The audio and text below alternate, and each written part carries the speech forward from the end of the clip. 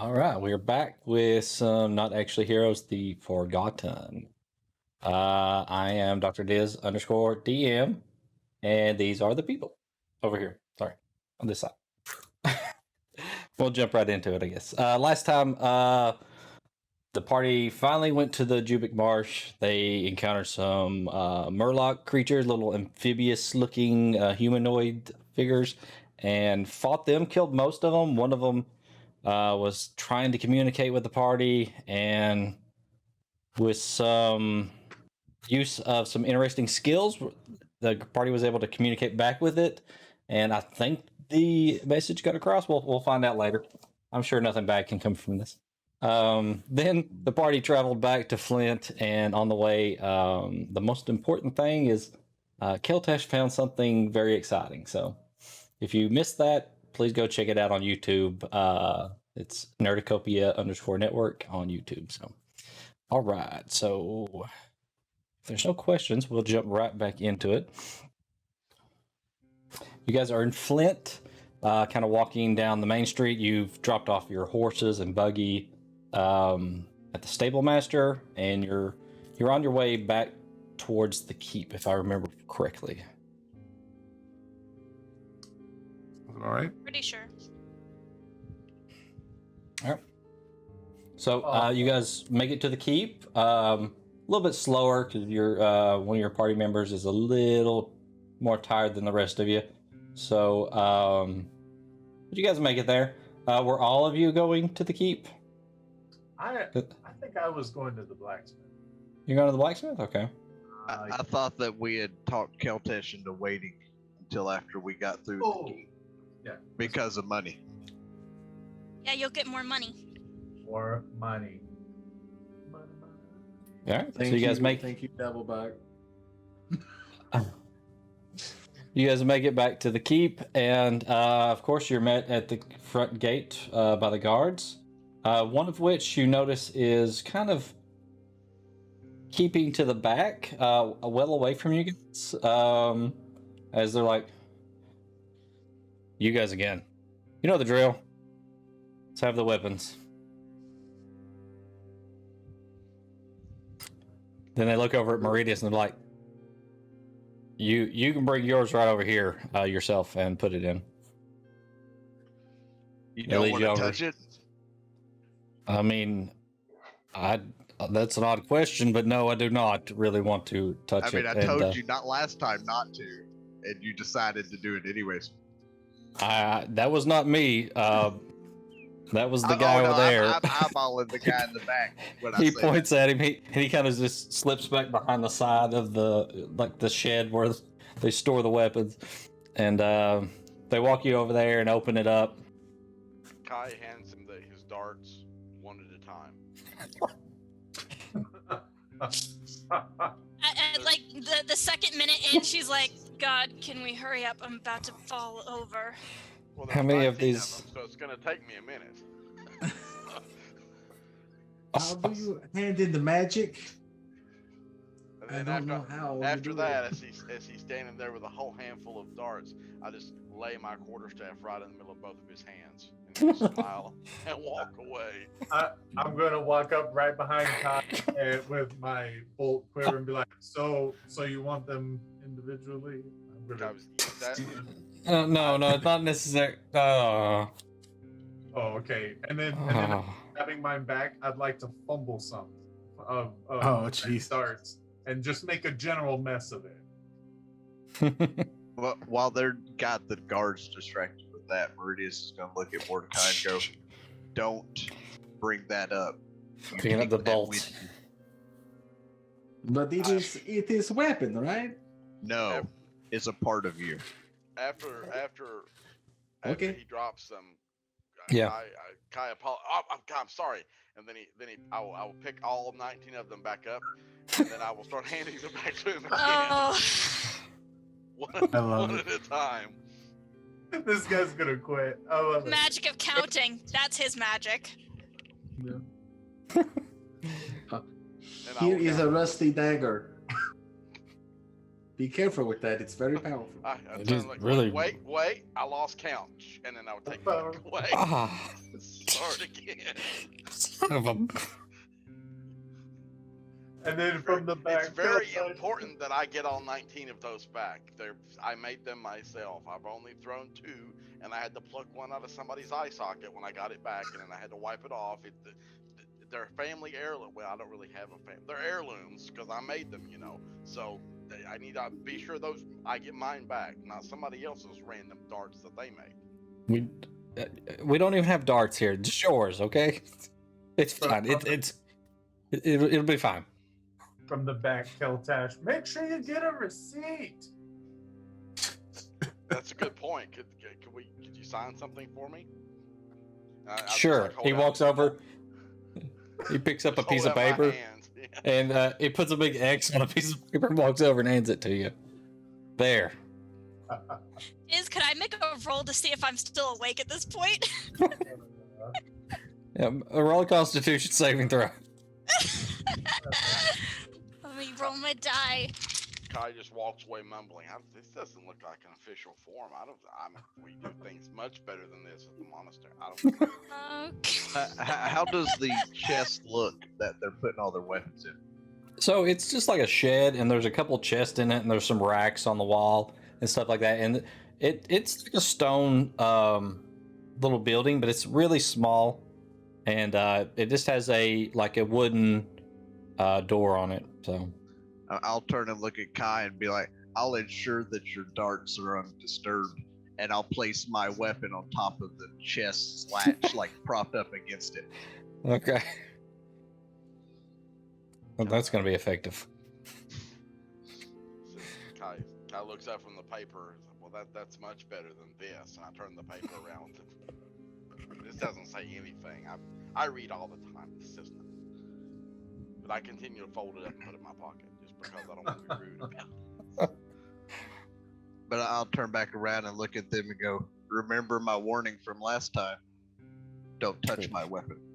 You don't have to tell me, and you really don't have to tell where'd he go. Well, never mind. That's the big bad of the campaign. That guard. He locks it. Locks the door. So you guys walk to the front, and you kind of know the way through. One of the guards at the front door there kind of escorts you through, even though you kind of know the path. And as you get close to the door there, you notice a dwarf sitting off on like a bench in the hallway off to your right hand side. He's just sitting there, just kind of looking down at his feet, kind of pushing, this foot, I guess, the dirt around on the floor with his boot, and his beard is kind of long, but it's braided. It's kind of looks like well kept, and his hair is kind of it's a little long, but it's slicked back.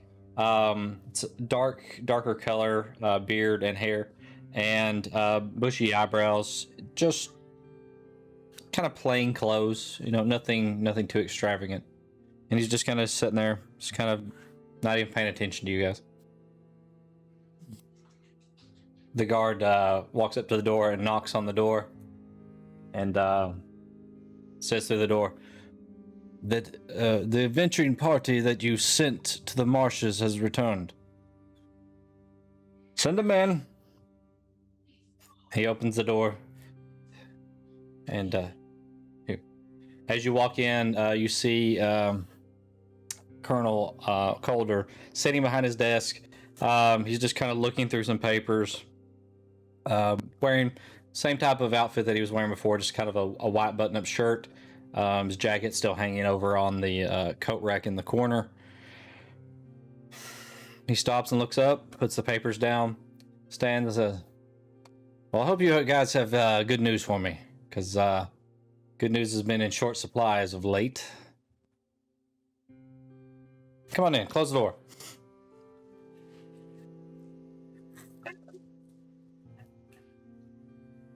I don't know how well I would view it as good news. We do have your information, though. Well, that's good news. I mean, were you able to take any of them out? We got about 6. Grab my single fin. Excellent.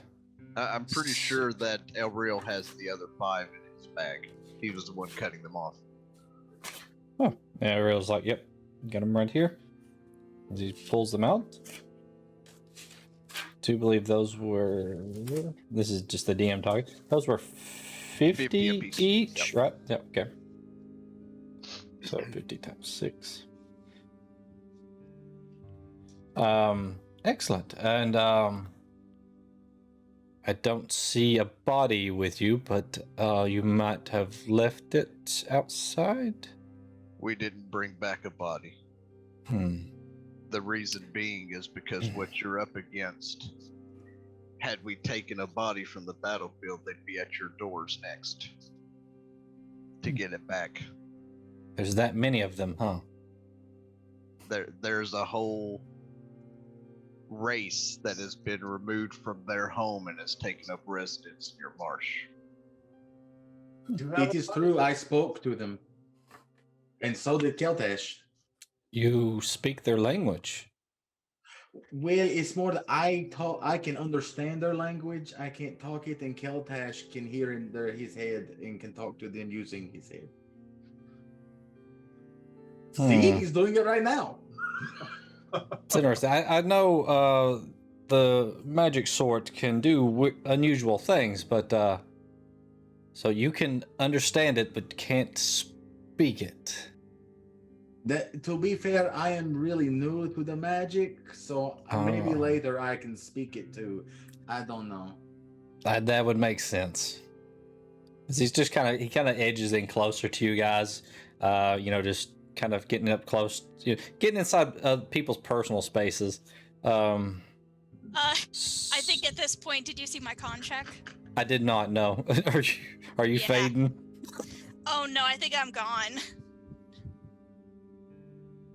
Oh yeah, I see. Yeah. He's like, that you guys might want to check on that one over there. She's has she been drinking? We Day traveled drinking through the isn't night. good. We traveled through the night to get here to give you the Ah. information. With your permission, I would like to try to take her back to the inn to rest.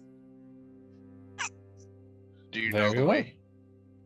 I think so, yes. If not, I can talk to people. People like me. All right. I'll make sure you get your share when we get done here Share? of the gold. I get paid? Yes, you get paid. Oh, man, this is great. No wonder people adventure. Mordecai, when you get to your weapons, do not touch my weapon. I've heard you say that. Yes, I do not. I have my own weapon thing. Yes, but is it's very powerful. inside the chest that I propped it against. Do not touch it. At this point, Kai says, "Well, I'll go back with more. Ziri's kind of my responsibility, but remember, Meridius, there's 19 darts in there, and I gotta have all 19 of them. I'll make sure I get your gear. Please, you want guys, me to write it? take your time. I mean, work out all the details right here. That's great. I mean, I wasn't busy. Oh, At you're which- very kind. At which point, Meridius will turn and look at Calder and go, we risk our lives to bring you information. You can make the time.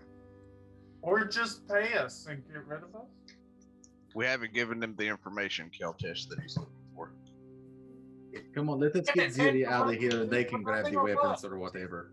Yeah, so I would turn with Mordecai and say, and we would kind of lift Ziri up and guide her out of the room.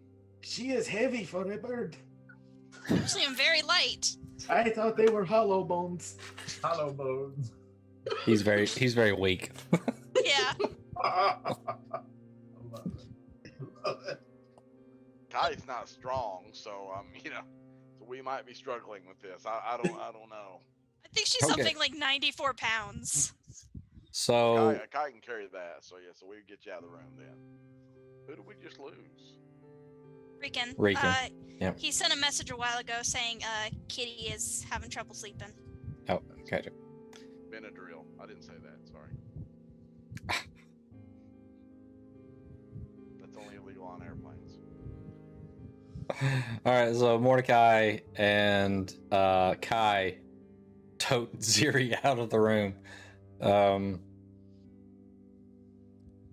Calder goes back over to his desk and kind of puts one hand on the desk and says, "All right, was this all the information? That's this No, group of do they have a name?"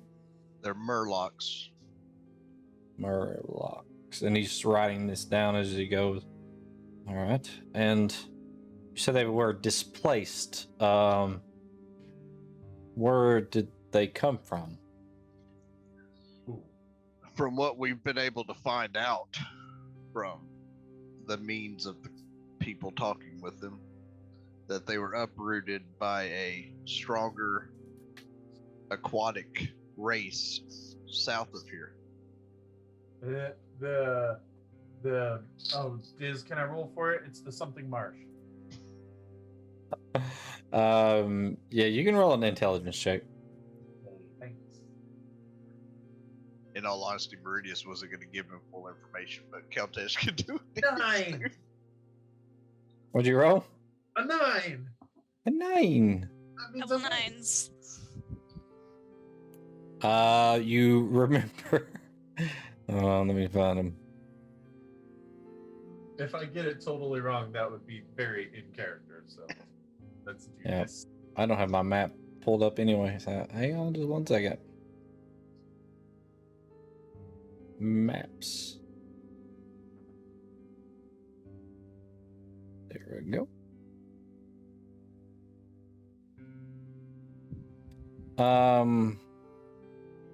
With a 9, you remember that it is to the south, and it is something like the Great Swamp. Great. The Great Babalua Swamp, maybe. The Baba Luzi The Great Balara Mire. Is that what you're going for there? Laura Meyer. Okay. So Who's the mind reader now? right. So these Murlocs were forced out of the mire by some other amphibious race. By a glug. I am also fatigued. Sorry. It's As you can see, some of the party does not take well to traveling overnight. Yes. Meridius knows what it is. He is also aquatic. Oh, so you know?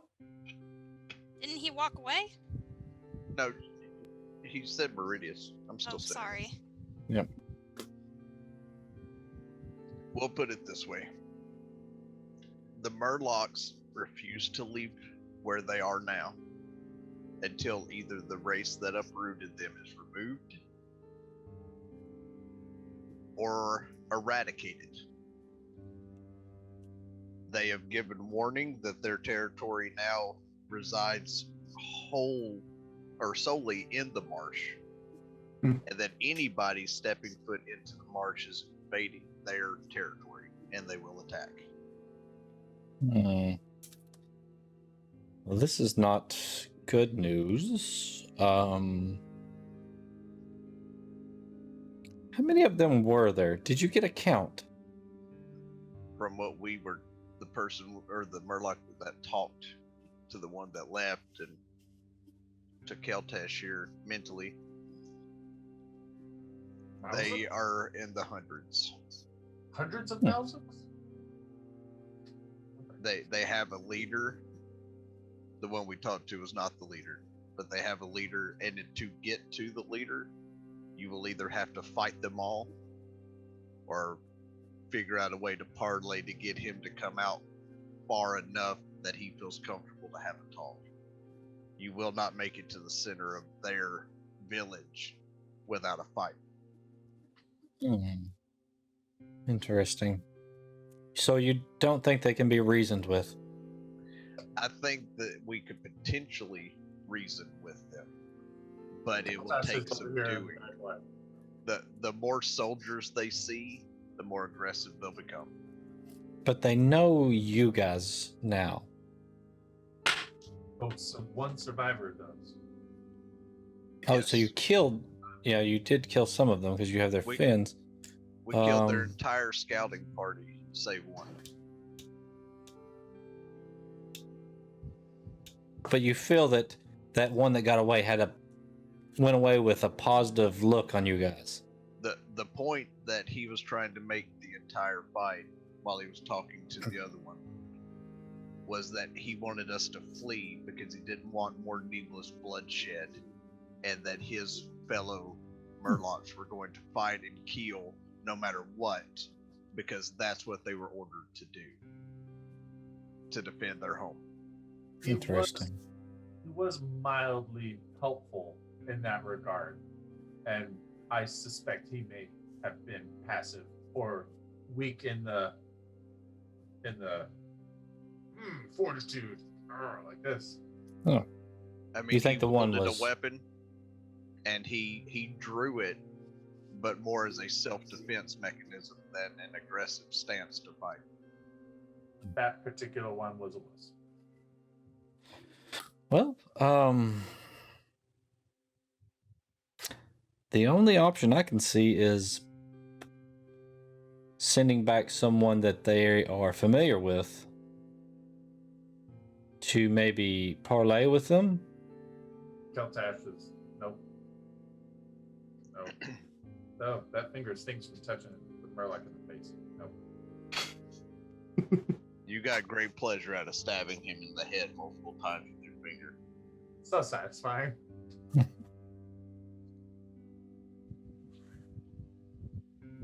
But like I said, reasoning with them or parlaying with them will be a pointless endeavor if we can't fix their situation for you to be able to use the routes through the marshlands again.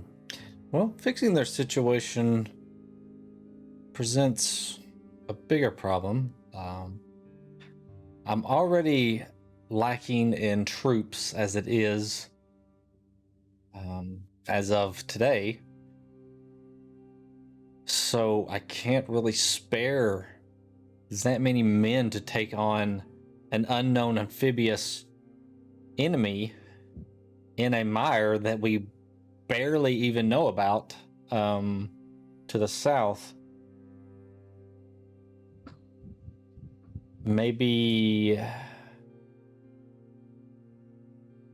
you guys would take on that?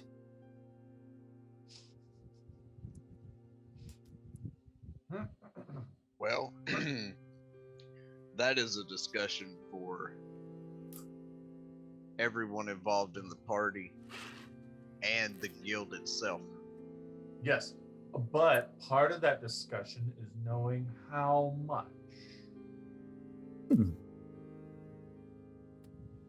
Well,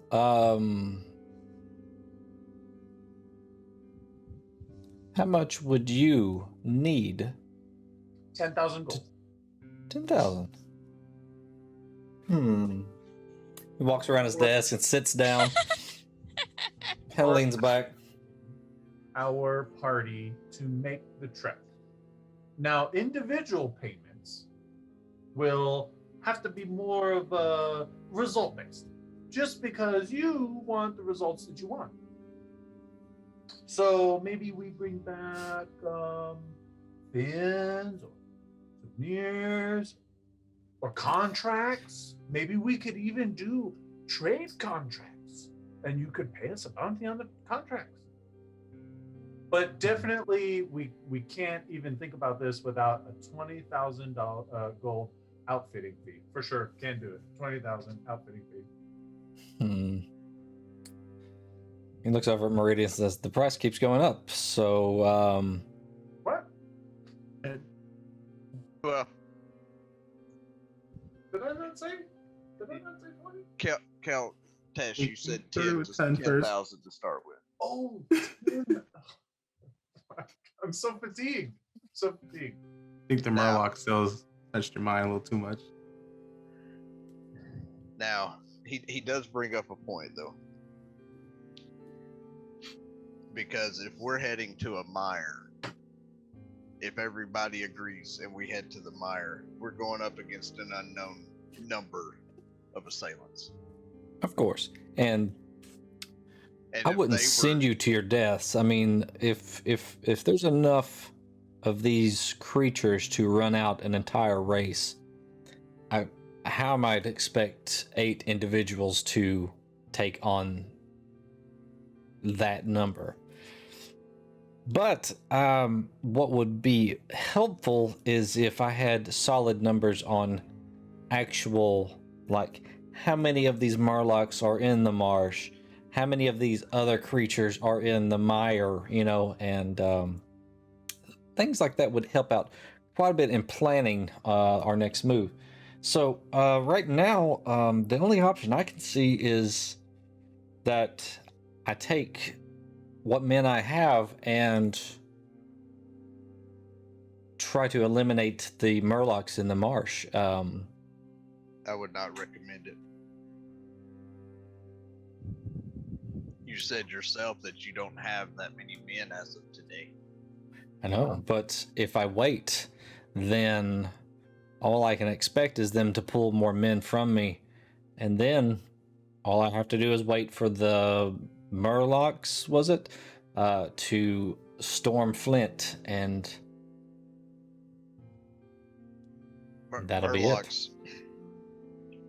Murlocs would only storm Flint for 2 reasons. You invaded them, took their people, and desecrated their village, or you declared all-out war. Well, no, hold on, Meridius. Because they said that their home is the marsh. They haven't ventured anywhere near your gates to kill anyone. You all didn't even see them until you heard stories of people going into the marsh and not returning. And that is a problem. I have lots of people that have not returned, and I have a lot of angry people who want to know where their loved ones have gone off to, and where a lot of my soldiers have just disappeared to. I need more answers than this, but that is fine.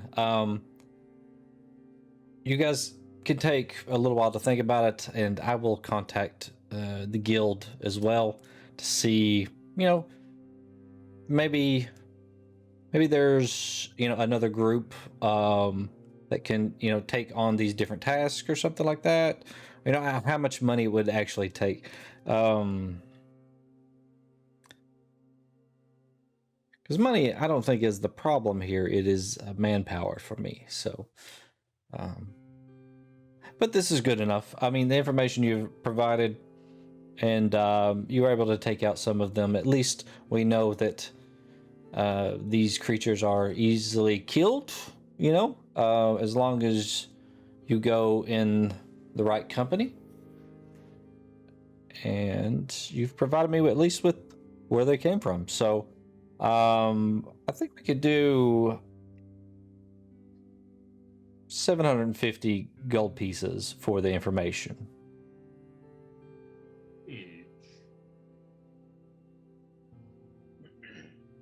Plus the ones that you killed, so that he's writing it down. That's 1,050 gold pieces, and he signs his name, and he reaches out the piece of paper. 1,050 each. That is very handsome tribute to our efforts. Yes. No, for the group. Keltash, this was just a recon mission. Oh, well, yes, but they were mighty pokey with those spears. And I understand that you almost died. And I had to poke one in the head.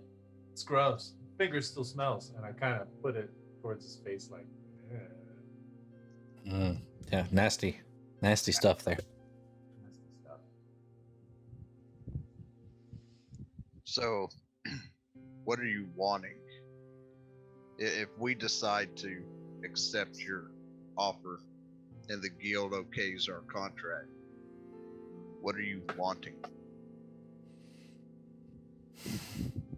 Well, main goal would be to eliminate the Murlocs from the marsh and not have to worry about it anymore. But right now, I only see two avenues to that, and that is one, remove the other force from the mire and let them migrate back, or just wipe them out. So your mindset is anything that opposes you gets wiped out no matter what the situation. In this situation, yes, because adding another enemy at my doorstep is not a benefit to me at all. Orcs and gnolls pester us, and goblins torment the travelers. So having just this extra problem, and they keep taking men from me, I'm not going to be able to sustain. So I need them to be eliminated. What is the purpose of the trade route through this marsh? It's not, it doesn't go through the marsh, it goes by the marsh, but I guess some people might try to take shortcuts through the marsh, so.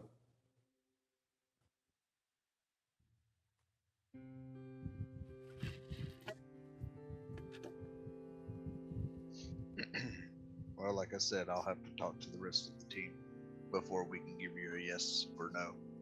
Of course, of course. Will you be staying in town for any number of days?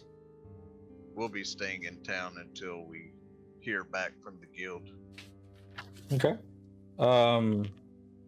Where will you be staying at? That way, if I need to pass along any information, I know where to find you. The Slow Gnome. Oh, excellent.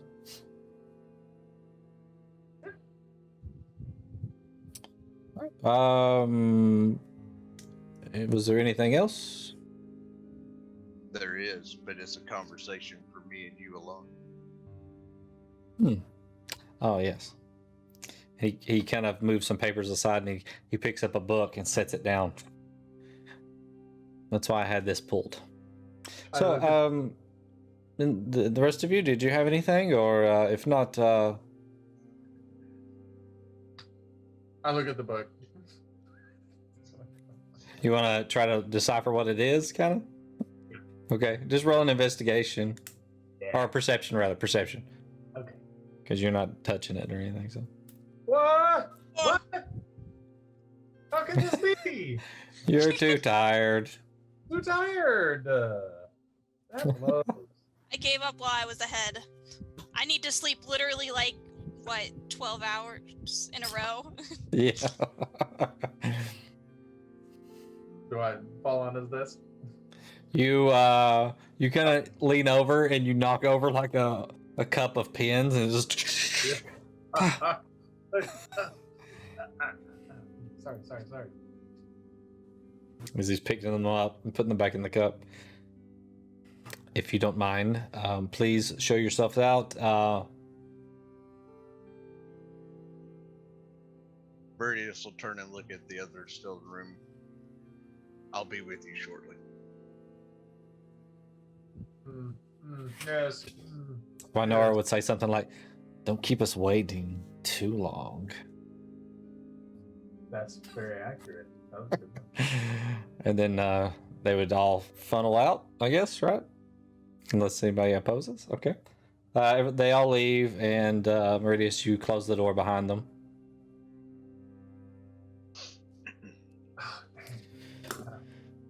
And you see him flipping through the book, opens it.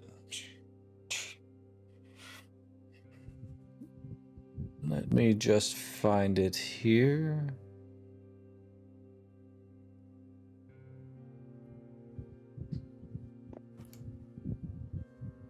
Right. This is the logbook. I have my men keep detailed logs on anyone unusual that passes through the gates. I like to stay well informed. And of course, anyone who looks out of the ordinary, they stopped and questioned. This happens to be about the same time frame that you were talking about, that we should have expected to see this person. What did you need to know about him? Needed to know if he had anything in his possession that could have looked kind of more of a staff type item, if he was alone and where he was heading. All right. I apologize that it doesn't go into detail about possessions. It doesn't look like the person was searched. They got a name from the individual and the name of the person that was traveling with them. What were the names? It's an unusual name. You need the pronunciation for him? No, it is weird, because you said your name is Meridius. Meridius, but it says here that the name is Meridius, and the last name is Vlaketh?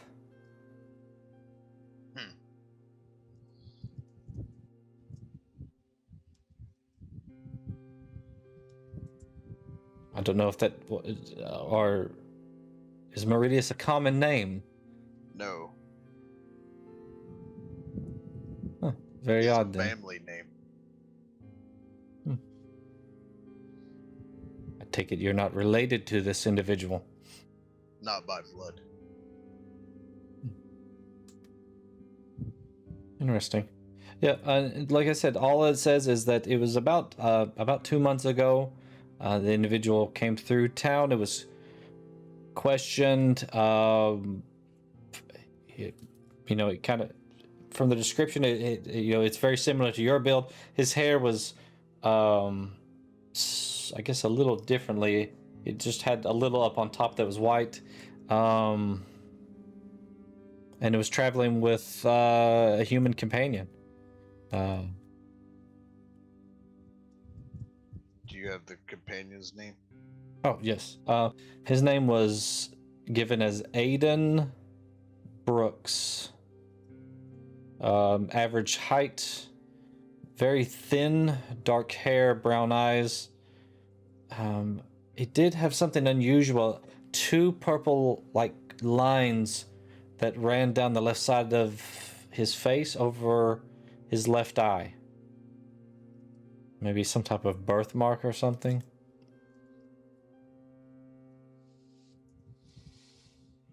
That person does not ring a bell to me at all. Oh, it does say that they were questioned about their business, and said that they were searching. Oh no, their business was artifacts. I take that they are adventurers or tradesmen, looking for artifacts, maybe to sell them in Faerun. No, that is not what they're here for.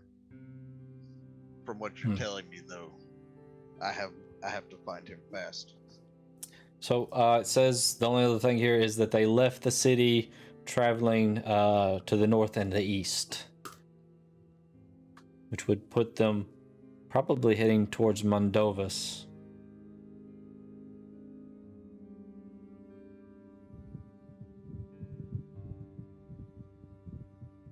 Closes the book, and that's all that they took down. Nothing suspicious about them, so they were left to go free.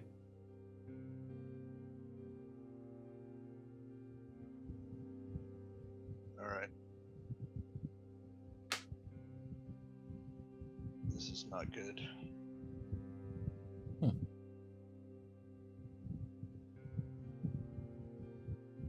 He's traveling under a false name.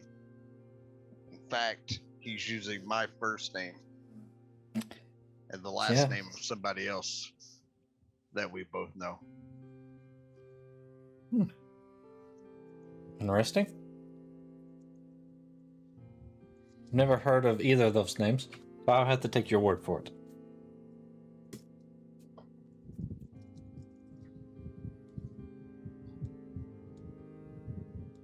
Well,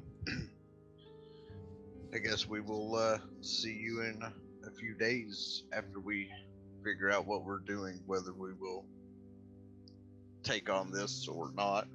I will still stop by and let you know the outcome one way or the other. All right. Well, I hope the information helps you on your personal travels, and I really hope the guild can help me with this. And he looks back at the paper. Murloc problem. I've fought them before. I would recommend that you have all merchants, soldiers, or anyone else needing to travel that direction keep a wide berth from the marsh, or you'll lose more people. Yeah. All I can do is tell them. Well, I agree. You have no control over their actions, but yep. We will try. Of course, I'm blamed for it regardless, but we will put out another notice. Well, I will take my leave then, and you know where we will be if something comes up that right, you may or may not need us prior to. All right, I think there is a gentleman waiting outside. If you could just send him in as you're leaving. I will. You open the door. The dwarf's still kind of sitting there. He kind of glances up a little bit as you open the door, and then he kind of just looks back down at the ground. As I'm standing in the doorway with it still open, I'll turn it, look at him and go, "The commander will see you now." He just nods, stands up, makes his way past you, and as you're walking out, he closes the door.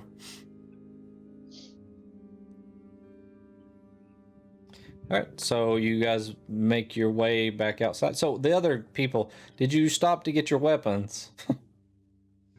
I would Sleep. I was gonna say, I think Josh mentioned his darts because he wanted me to make sure I picked them up on my way through. Okay. And do That's not what go it might be. anywhere I didn't have without any my weapons. rusty dagger.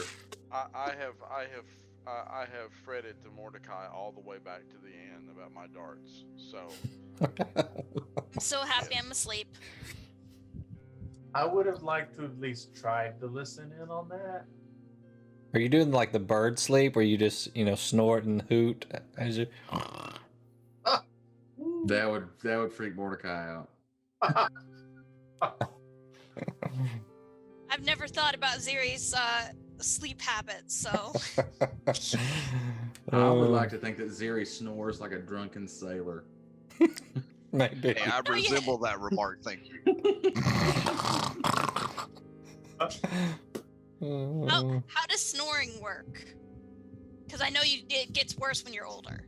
It does get worse. It gets worse if you're fat, old, and have sleep apnea. Can Okay, confirm. well, If you have all three. This I'm all character, three. Can confirm. this character has none of those qualities, so I assume she does not snore, or at least snores like really. Aww.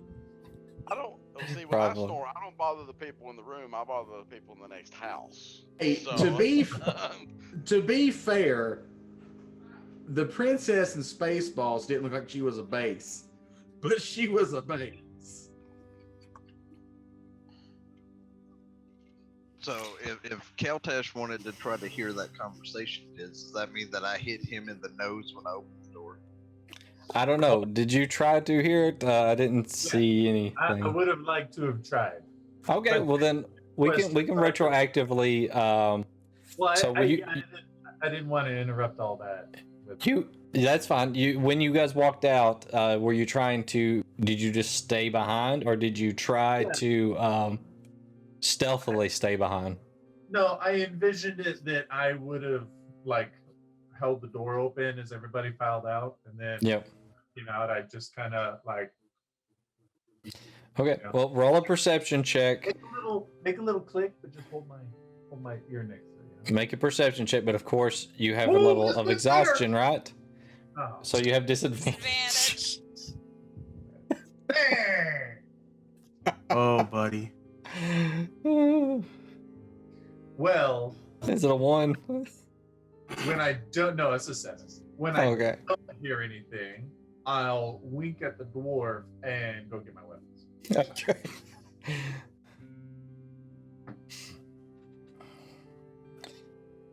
Always worth a try, right? Yep. Yeah. All right, so are you guys waiting for Meridius to get your weapons, or are you just going ahead? Because Get the it weapons. is a situation because he did lay his trident on top of the boxes. Oh well, I didn't have any weapons, so I went started heading back to the inn. Oh wait, trident is on top of our weapons. The He put it on top trident of the is on box. top of the box that's housing your weapons. Oh. Well, dang, that's a pickle. So Take we're the not box out from underneath it. we're not allowed to touch that? Is that right? I don't know if you know that. Can't we You've just... heard me threaten guards twice. Multiple times. Oh, I did. Mordecai would just try to raise the lid of the box so that the trident falls off, and then retrieve his rusty dagger. Awesome. Okay, roll a dexterity check. Okay.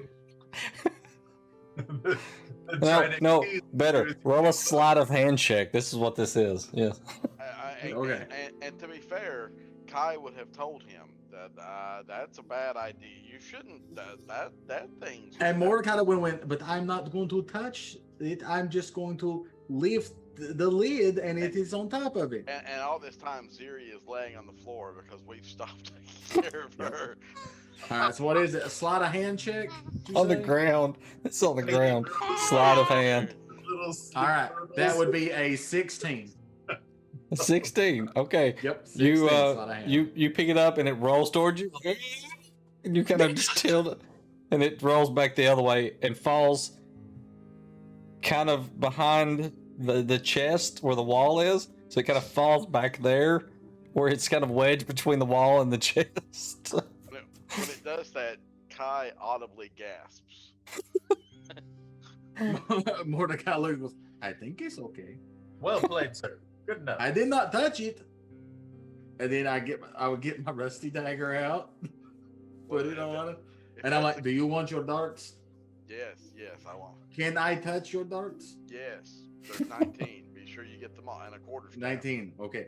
And the quarter staff. Okay. I don't know during all of that kerfuffle earlier, but I don't even think Ziri had to give away all her Mordecai weapons. is actually taking one. He saw him put one thing in at a time, so he's taking one dart out at a time. I think she turned in a single and one. making a stack. So by the time you get the darts out, this is about the time that the others start coming out, minus Meridius. Oh, and here is your staff. And then I would look down at Ziri and go, we left. She's laying on the ground. Well, we can pick her up again. I mean, we're too strong and powerful, guys. Honora walks up and says, I've got her, and picks her up. Ooh, Stevie's gonna like that. You are the strongest. He would say something like, you know what they say, a bird in the hand is better than, whatever, and turns around. Mordecai looks at Kai and is like, I do not know what they say. I would lean over to Mordecai and go, she scares me. Me too. In a good way, but she scares me. Yeah. No, I understand completely. She scares the bejesus out of me. About this time, Meridius would start going out. When Meridius walks out, Kai looks nervous because the staff or the trident is not where it was left. Mordecai doesn't see because he's standing behind him. He's like, what's wrong? Does your stomach hurt? It's like pointing over your shoulder. Mordecai just does this. Before you say a word, I did not touch your staff. I merely raised the lid. Which point I'm gonna turn and see that my trident has not only been disturbed, but has all but been thrown against the wall as far as what it would look like. Thrown against the wall and wedged behind a box. The guard said, I did not do that. I had nothing to do. I opened the door. We've been over here. It is true. He did not do it. It was actually gravity. Can't go. He has a point. It was gravity. I will pick it up and put it on my back. No problem. And as I get to Mordecai, I will shove him into the door. Why are you shoving me for? And not say a word. I'm just going to shove him and walk towards the end. I did not touch his staff. That was rather extreme. I agree. He's very rude. I would lean over to Mordecai and go, he scares me too. I don't know which one scares me worse. But You know, he didn't really bother me until just now. All hands. He's very handsy. I don't think he liked that I called it a fork. I don't even remember calling it a fork, but apparently I called it a fork one day, and I think it bothered him. Well, to be fair, if it had one more point, it would be a fork. I couldn't afford fancy 3-tong forks where I came from. You were lucky that you just got to scoop with your hand and eat. I mean, I think his problem with calling it a fork is like a phallus type thing. It's not a fork. A fork is tiny. It's a giant fork. You should have called it a giant fork. And he would have been proud of it. Maybe maybe it's fork envy. Yeah. I take out the note that they wrote me a minute ago, and I wrote, next time call giant fork. I can't believe I have to write fork envy in my notes as official stuff. It's canon. We have the title for tonight's episode. Fork envy.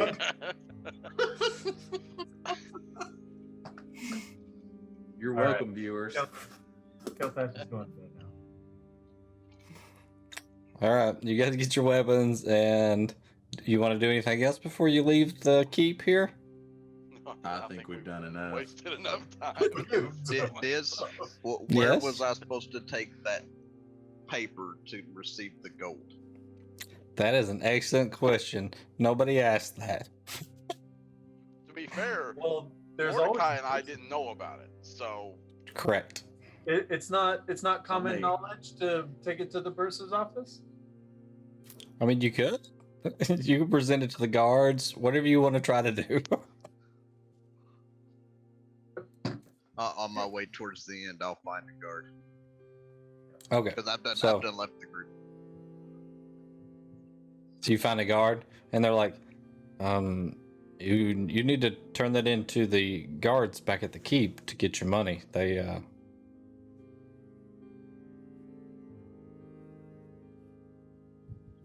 Is there a particular time? No. I mean, usually it's better during the daylight. I mean, they usually don't like to go open up the vaults in the middle of the night, but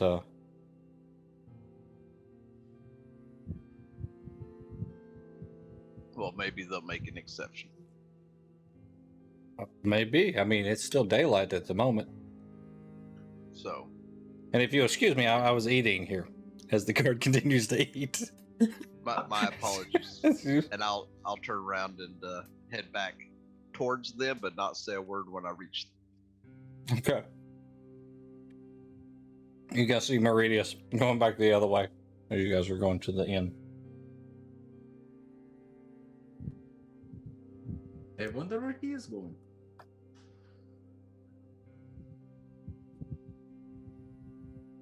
You're muted, Josh. Fork. There you go. Now I hear you.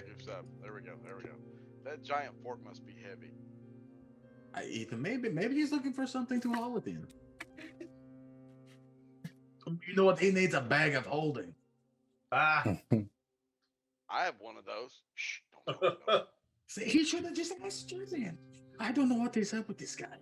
Are all paladins like that? You would know, Kai. Oh, you're Kai? muted. You're Yeah, weird. Is it me? No, I can hear you now. Okay. Yeah, this headset is dying, I'm afraid. If it keeps goofing up, I'll hook the other one up. They're kind of picky. Yeah. Yeah, they're picky people. That is, I was like this even before I had the magic, so my powers did not change me. Oh, shut up with the magic crap. Oh, I'm sorry. I did not mean like the thing. I'm sorry. Now, Kai, as we're walking, are we back at the inn or still walking down the street? Kai would start ranting and raving about magic. Everybody's magic. I got magic. I'll make you some. Has me. I will get you some cookies. That would be better. Yes. You like cookies, so I will buy you some cookies. You promised me cookies before, and you never got them. I've not been around an oven in days. To speed things along, we'll say that you guys are back at the inn, and Meridius, you go back and you collect the money, and there's no problem or anything like that, and you make your way back to the inn, unless you want to go somewhere else. I'll go to the inn first. Okay. All right, so you guys make your way back to the inn, and make your way back to your room, and put Ziri down in one of the beds, and Ziri's gonna hate this when she wakes up. She hates beds. feel free to discuss your next move. Sometimes it's going to sleep. Yeah, isn't it like 2 o'clock in the morning at this point? No, I don't. I think it was. Let me remember when you guys were coming into town. It was. I thought it was like 10 a.m. when we got back into town. Yeah, it was early morning because we rode through the night. I thought we only went like 3 hours into the night. I thought that was it. We only had to roll 3 saving throws. So I don't think it was not. The ruling is you travel for 8 hours and then you have to roll. So okay. So if you guys started traveling at like 8 o'clock in the morning or something, then that would put you guys ending your day of travel around 4 or 5 o'clock or something like that. So you pushing in through, it was only maybe like 7 o'clock or something, when you guys were, so right now it's, I don't know, maybe close to 8 o'clock. So, and it's summer, so it's still kind of daylight. So That's fair. Even Faerun has daylight savings time. They just sprung forward, huh? I look at Mordecai and ask, if we got anything to make some dinner tonight. Actually, I do not have any. I don't know of anything to make dinner with. Do you want me to cook, or do we order in, or what? I don't used to stay in the fancy hotels. I mean, I can make some good slop. Whatever's gonna help me go to sleep. However you guys want to do it. I mean, I can put a little something in there. Just saying, you'll go out like that. I've already made it to the. I look at Winora, and I'm like, I don't know if I'm interested in what he wants to put in me. I'm eating the food.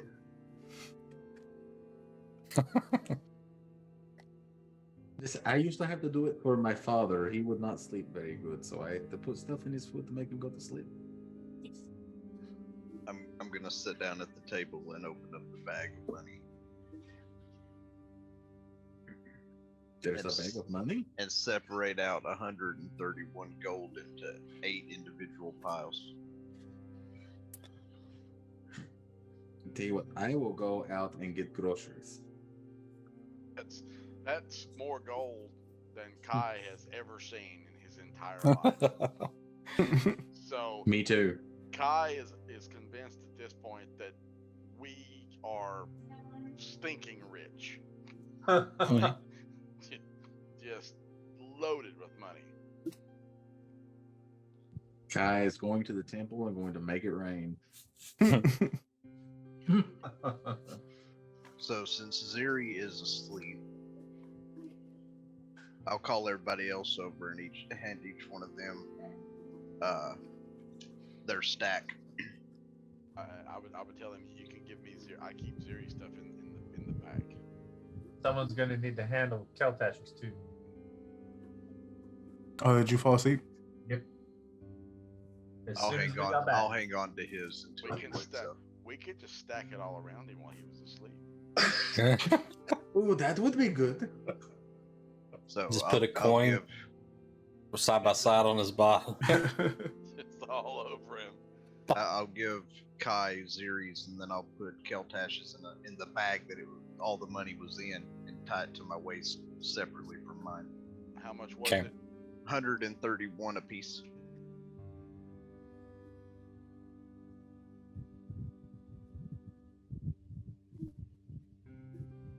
I'm just gonna tuck in, guys. I'll see you All right. Is everybody just out for the evening then? Yeah, I would say we would all be pretty tired by this point. Okay. Okay, fine. I won't cook. I mean, if you're gonna go get food, Mordecai, I'll come with you. Okay, well, I mean, everybody's going to bed, so I guess I'll just go and get something to eat. But you're more than welcome to join me. Well, I was thinking whether we eat now or get food and bring it back. Also, we can have something to cook tonight when everybody's up. You are correct. I will go. Let's go get something, and I will make a good dinner when everybody's awake.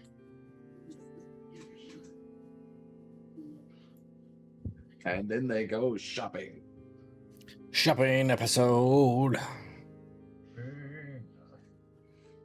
Making our way downtown. So you're looking for food then, are you? In all the wrong places.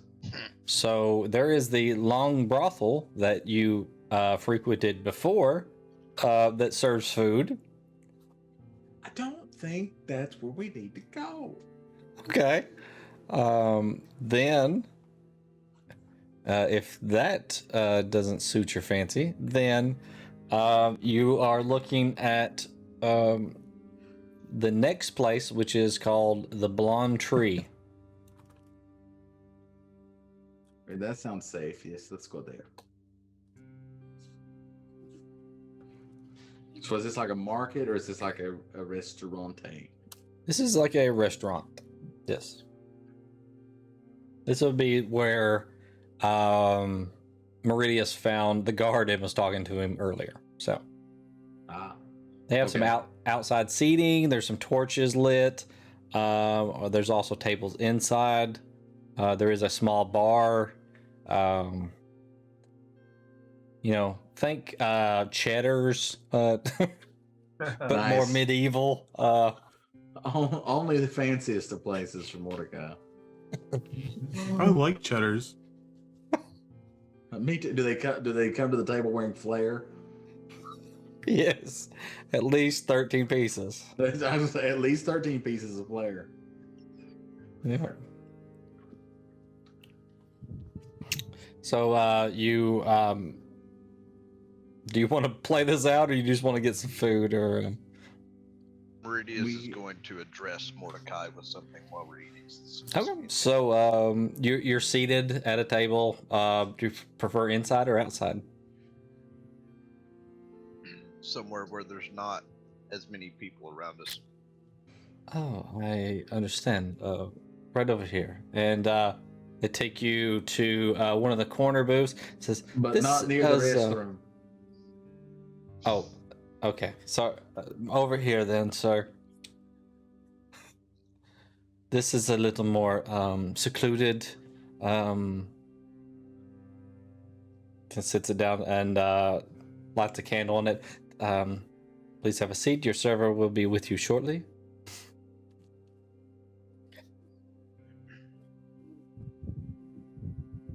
This looks like a nice place. It could be, I guess. It's there's quite a few people in there, but they've kind of set you off to one side so that you're away from most people. But I'll wait till we order before I address it. Okay, we will say that you ordered because I don't want to go through. I could take your drink orders and serve you appetizers. Yes, I don't want to, have to role play the entree here. I mean, I can do it, but yeah, we'll say that you have your food there and you're eating. So, Mordecai, Yes. I promise to keep you alive and try to get you back to the guild hall in one piece. And I appreciate that very much.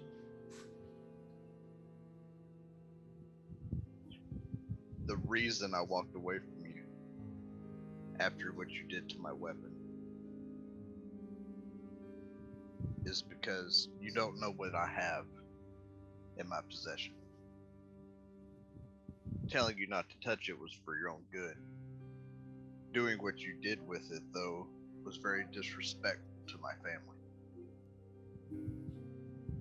I did not mean any disrespect. I just was trying to get our stuff out of the box. I put it there to protect our things.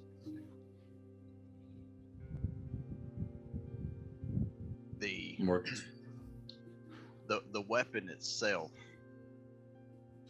has a very unique enchantment on it. It's linked to my bloodline.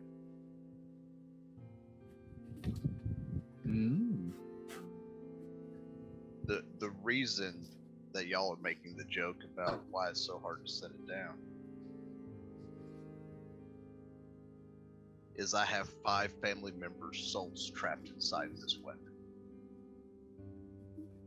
Not by my doing, but that's the potential curse set on this weapon. So they are in the weapon. Yes. See, if something happens to you, would your soul go in the weapon? I don't know. I don't know the full details of how the weapon works. I received it when I was 3. That is very young to receive a weapon.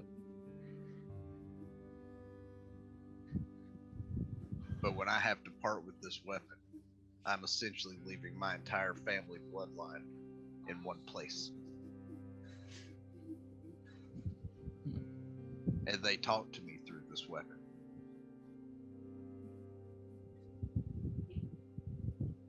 So now you see why I said it's very disrespectful when you threw it off the top into a wall and made the joke of its gravity. Well, 2 things. 1, it was gravity. I did not touch it. And 2, I did not mean any disrespect. I did not know. Nobody knows except for you. I'd rather it stay that way. I will not tell anyone. But that's why I keep telling everybody not to touch it. No. Not just because it will hurt them, but because my family's inside. Maybe you should tell the group. I'm not sure who I can trust in the group. I mean, everybody seems to be pretty good. I mean, not naming names, one of them did kill me in my sleep, but I don't think that was on purpose. And I'm not saying that they're people that we can't work alongside and do things with. I'm saying that I don't know enough about them to fully trust them with the mission I'm here for, let alone trust them with my family.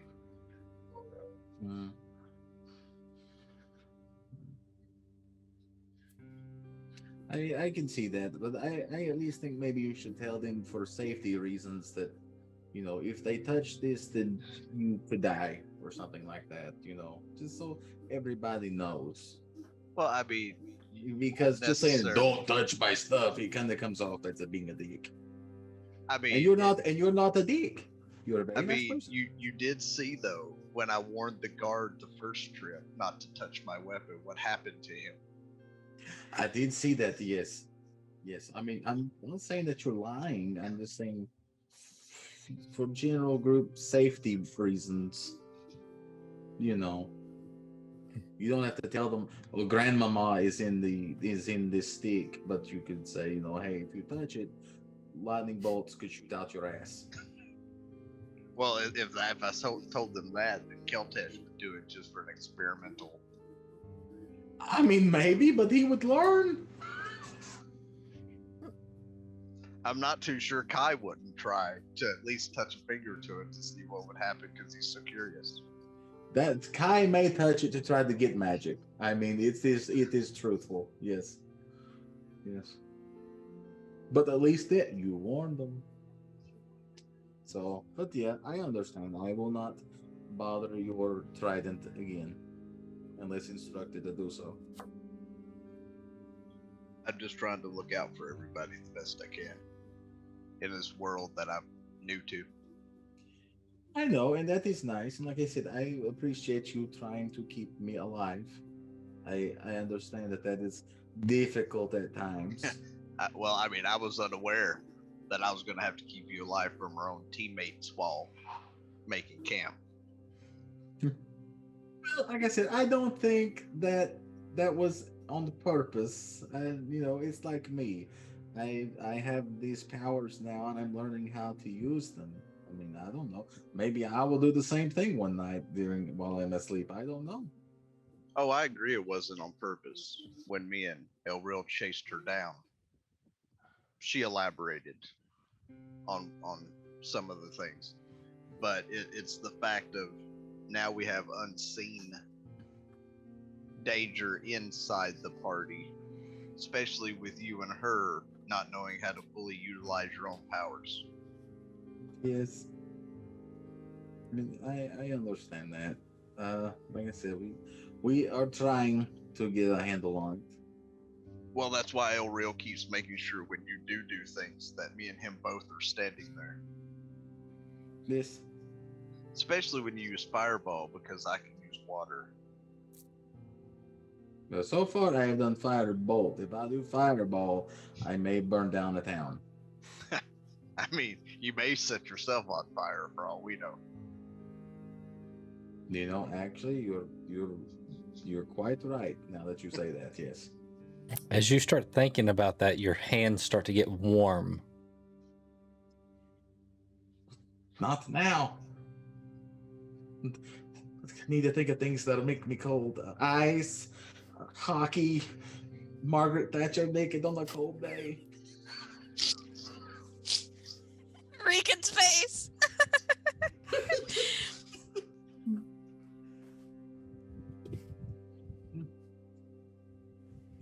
Okay. Are they cold now? You feel your hands go back to normal a little bit. Maybe a little colder than before. A safety tip here, Meridius. Don't let me think about fireballs. Well, I tell you what, when the time comes that we need to hone your skills better, we'll make sure that we're out somewhere less occupied. That would be a great idea. But okay, well, this meal was decent. I guess we need to go get food for the group and then head back. Yes, we need to get a market, and I will cook up some good slop. I mean, it will not be slop. It'll be good food, but it is what they say at the Adventurers Guild. I mean, what I'm used to eating, they don't have here anyway, so it's fine. Was it worms? Am I a bird? You're a fish. Fish like worms. I am not a fish. You look a little fishy. I'm pretty sure you even have gills. I mean, if we're pointing fingers, you look like a devil. Maybe I am. No, I'm just kidding. I'm not a bird. Are you aware what paladins do, Mordecai? I know they're very stuffy. That's not your words. No, that's Keltash and Kai told me about that. Actually, Keltash said something about a stick and a butt, but I don't know exactly where those two work together. I'm not sure if we'll ever figure out what he's actually saying. But I'm guessing we're having this conversation while we're walking to the market. True. That's fun. Yeah. I mean, it's pretty late in the evening. Well, I mean, not too late, but it's like probably getting close to like 10 p.m. Are you saying the market's not open? You're going to an open market, or are you going to shops? Whichever we got to. I would say most shops are closed up by now. This isn't like a huge bustling city. So this late in the evening, they would probably be closed up, you know. Okay.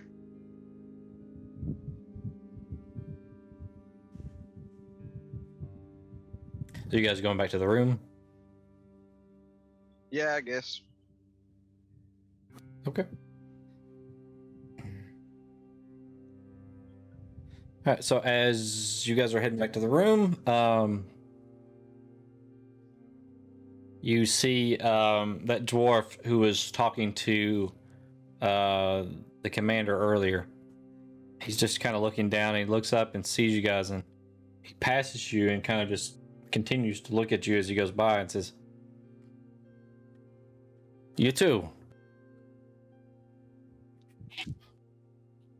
I'll spin around to confront him. You were at the colonel's office before, right? We were. He walks up a little closer. Are you adventurers? We are. Well, I came to him because I have a group of individuals that have gone missing, and I need someone to track them down. And I guess the commander informed you that he doesn't have the manpower to do so. It seems that he might have told you the same thing. But yes, that's exactly what he told me. No, I think this commander's more along the lines of having other people do stuff for him so he can take credit. I could see that. He reaches his hand. My name's Ebnar Krumthran. I cannot spell that last name, Diz. Krumthran.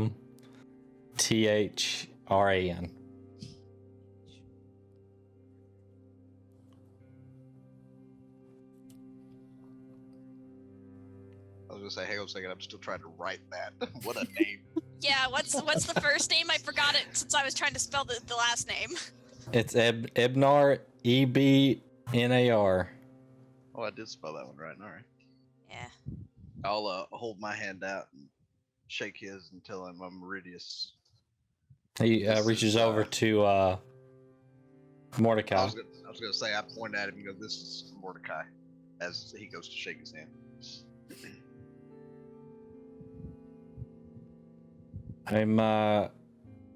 I'm in the mining business, and I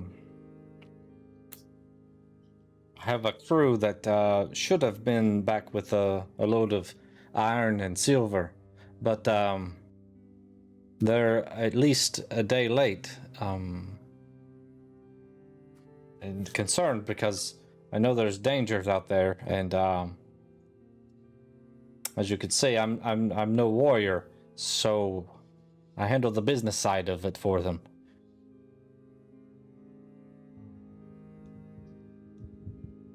Where'd you last see them, or where are they heading? There is a silver mine in between here and the marshlands to the west. It wouldn't happen to be about a day to 2 day travel from here, would it? Yeah, about that, yes. I'll reach in my pack, pull out the shovel and the pickaxe. Do these look familiar?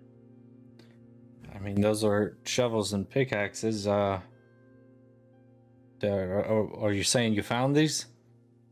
These were found a day and a half to 2 days out between here and the marsh, along with a decimated camp.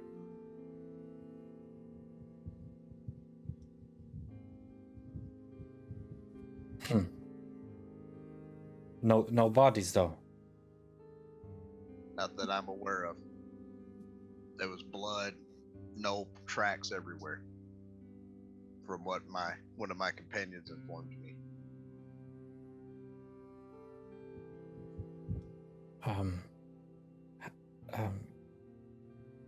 I don't know how busy you are, but how much would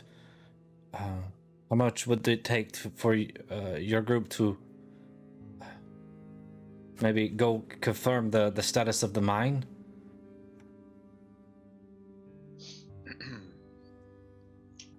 Well, you said you're in the mining business. Yeah. Do you have any dealing in blacksmithing as well? I mean, we tried with blacksmiths, but I don't have any hand in the craft myself. I didn't know if you had deals going with the blacksmiths in this town or anything for your metal. Some yes. Most of it is shipped out.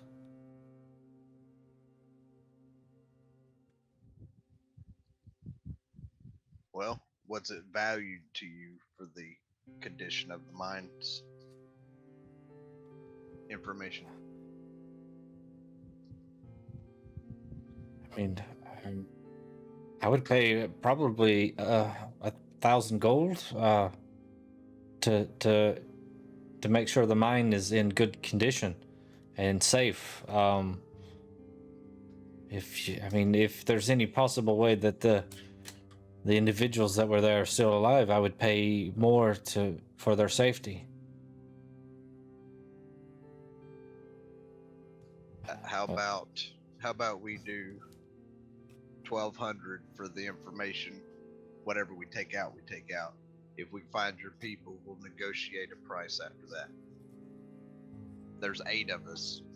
The reason for the 1,200 is to make sure that it helps gear out and sustain the people in the company.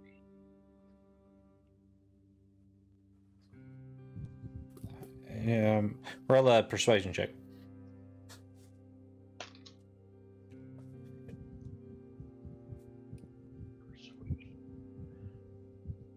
That is a 14 plus 5, so 19.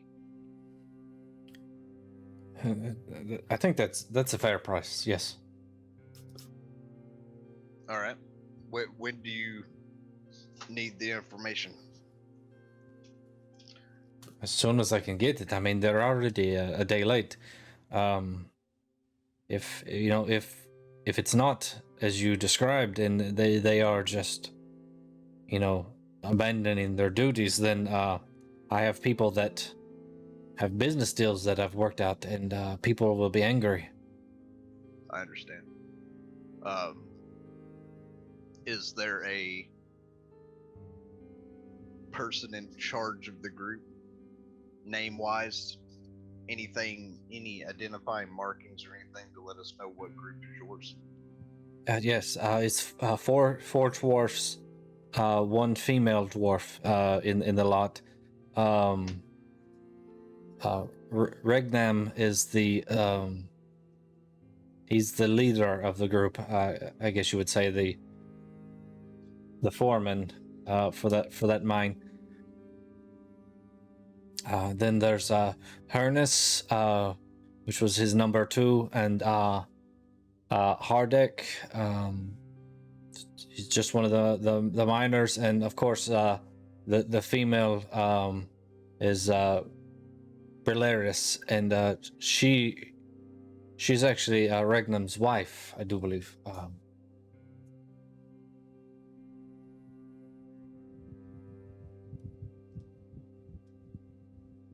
Okay.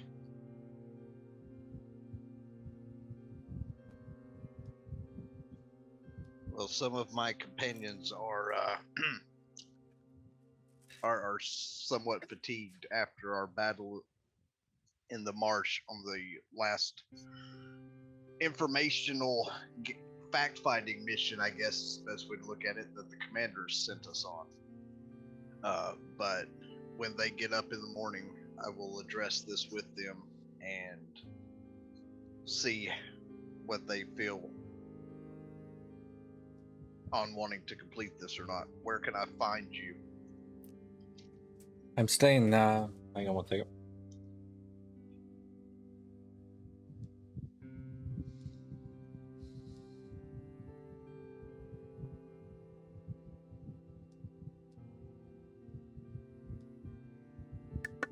I got a cookie.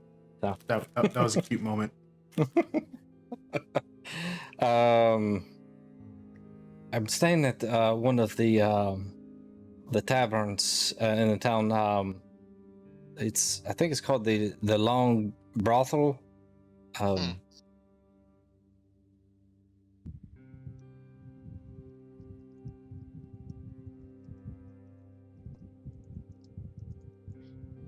So you like entertainment? I like fair prices, and they have a very cheap rate.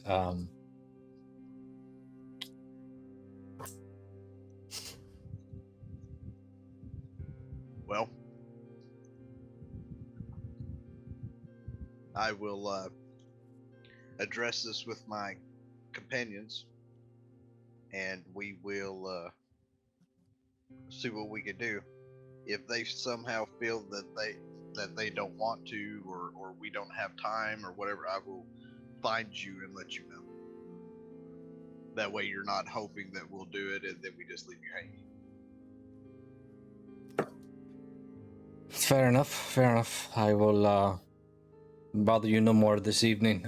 Good day, or good evening, gentlemen. You too.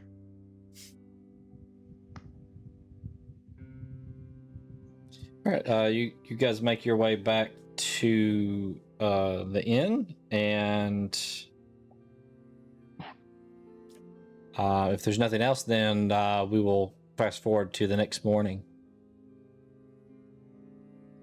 Yeah, I don't think there's anything me and Mordecai have to talk about once we get home. All right, so you guys get up the next morning. Ziri, at this point, you probably slept a good 12 hours, so that would be your equivalency of your 2 long rest, I think. So technically it needs to be more. It actually has to be like a full 8 hours. It's kind of ridiculous.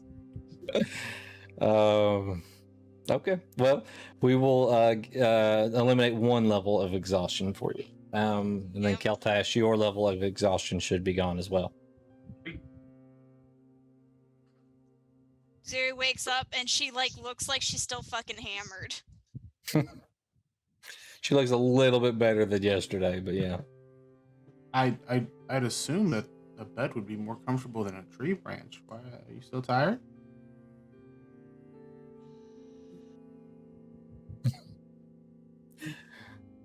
She just doesn't even hear you, apparently. Doesn't even answer. She is so tired that she can't even She's so respond. upset with being in a bed that it doesn't even deserve an answer. She's so upset that she even required a bed.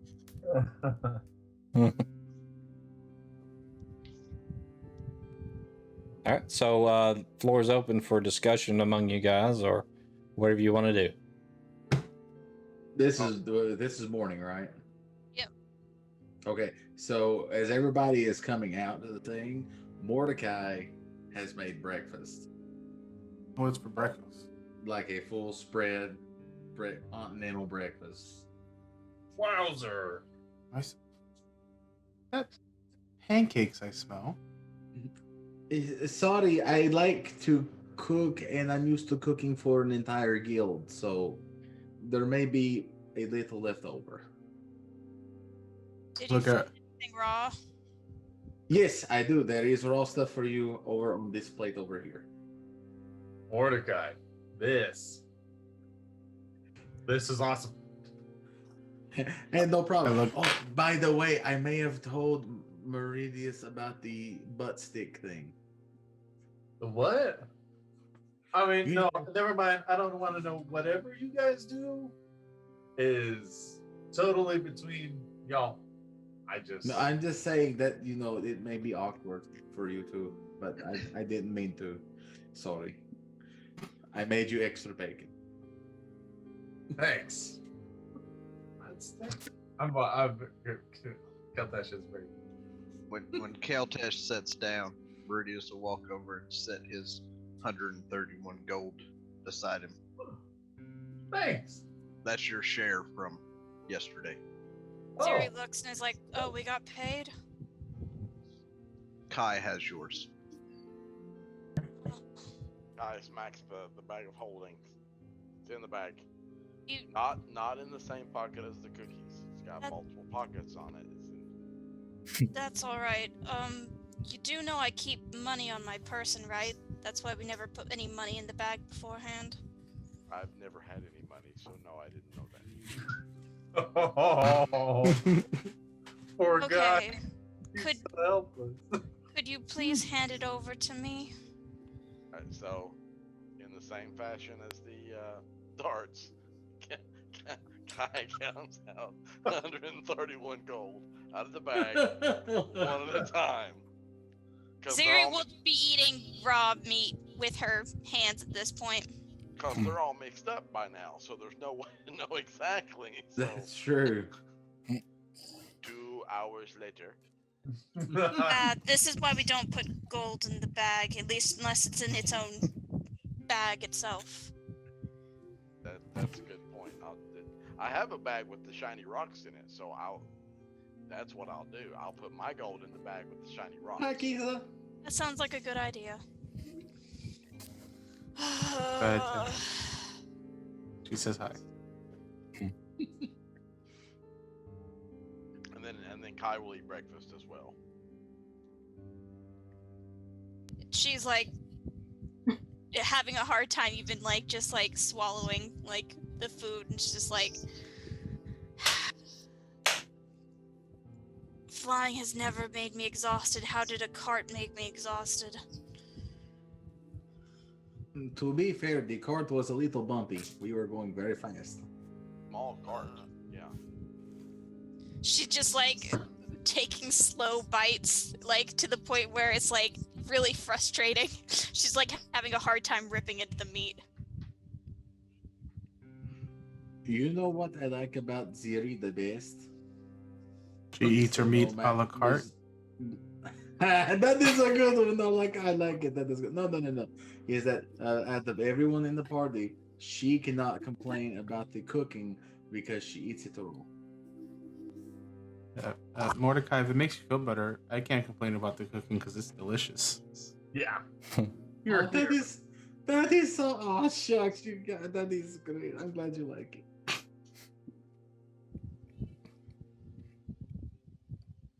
I look at what Nora and say, "Oh, this won't be the only cake I enjoy this weekend." I don't need This cake means. I mean, I can make a cake. You don't want to know what cake means. It's okay, Mordecai. It's something. Your pancakes are enough. Oh, well, thank you, but now I'm confused. I mean, I can make. I don't care to make a cake. We can show you. We can show you sometime. Okay. I don't think he can handle it. What? It's a cake. What's hard about a cake? At this point, Kai pipes up. If we're going to have dessert, we've already established there should be cookies on the table by now. Well, I mean, I owe you cookies. I need to make the cookies. I can make a cake while I make the cookies. That sounds wonderful. Yes. Who doesn't like cookies with her cake? I look over at Sanasi and I'm like, so are you two ready to handle those two? Pointing at them.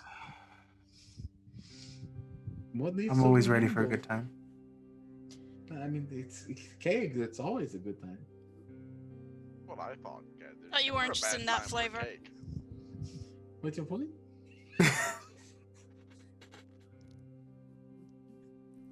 Meridius, you're quiet in the corner there. He doesn't even answer.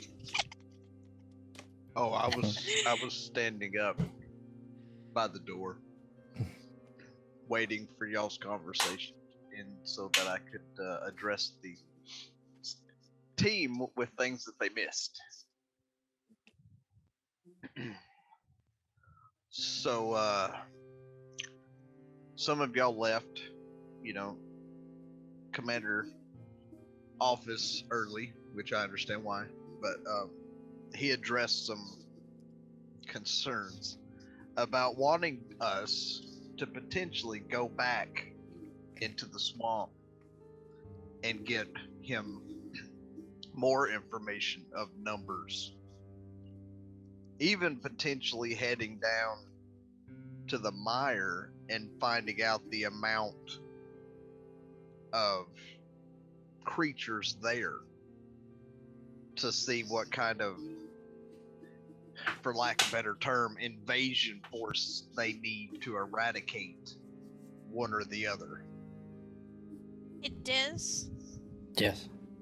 I know you said, my character knows about grungs. Should I have to make an intelligence check for all the stuff that I personally know, or do you want me to just get a vague summary? You can roll an intelligence check just to see how much detail you actually know about them. I mean, you would know a fair amount, but, there may be certain details that you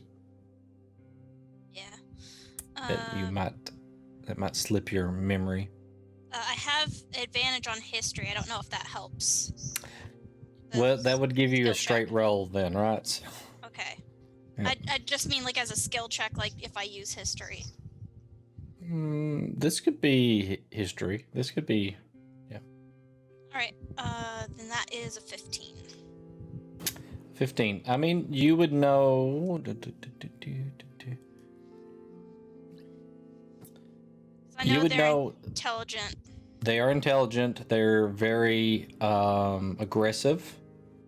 You've been told not to mess with them. You would know that they are poisonous. Yep. That they like to use poison. Very strict hierarchy in their social systems. And that's, pretty much it. With a 15, you would probably know everything that you probably already know about them, Yeah. Not like their full historic, journey, through Toril, but Yeah. but all the basics. One more thing. Would I have known, what possible timeline the grunts could have been in the mire? When No. when I heard about them, did I ever hear that they originally were from the mire or anything like that? No, they're not originally from there. You don't know when this has occurred. Yeah. But they're not originally from the mire, as far as you know. You would also. Yeah, closer to another territory.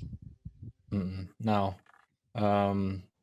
You might have heard that they're on, to stay away from. There's an island to the southwest called Elan.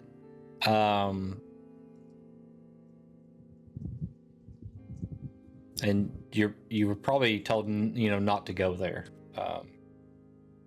because they were known to populate that area. All right. Then I let everybody know about that, and just it sounds like we might have a chance of talking to that side, but they're also probably just as dangerous, if not more so, and it is a much farther trek.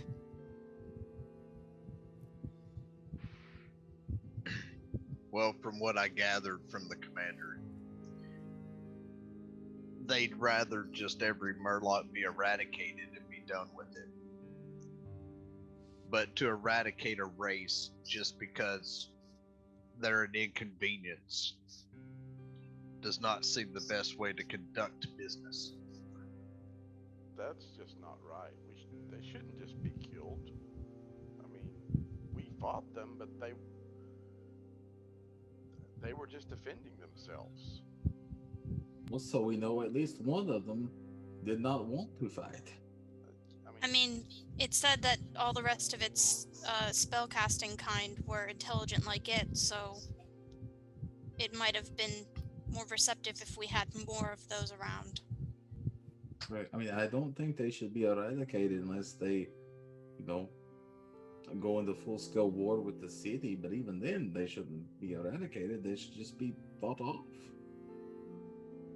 Well, I told the commander that we would discuss it and we would send word to the guild and see what the guild's take on it was, on whether we would pursue this matter any further. Secondly, last night when me and Mordecai were on our way back to the inn, we were approached by the dwarf. Y'all saw him at the keep when we went into the commander's office. He says that he's missing 4 people that were 4 dwarves that were involved with excavating a silver mine about a day and a half to 2 days west of here. And then I'll look at El Real about the place that you found the mining encampment that was decimated by whatever with the knoll tracks.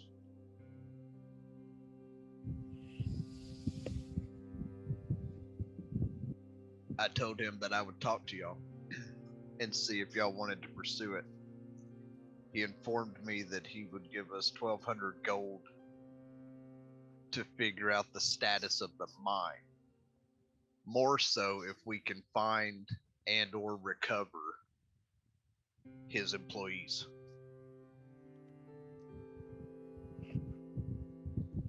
I think that we should go do it then.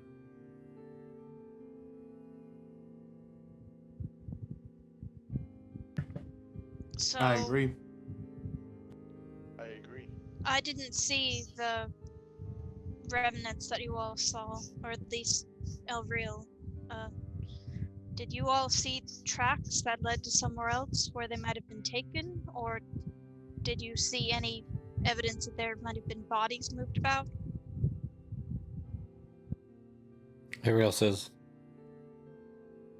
there were tracks, but it led away from the camp, but we did not follow them.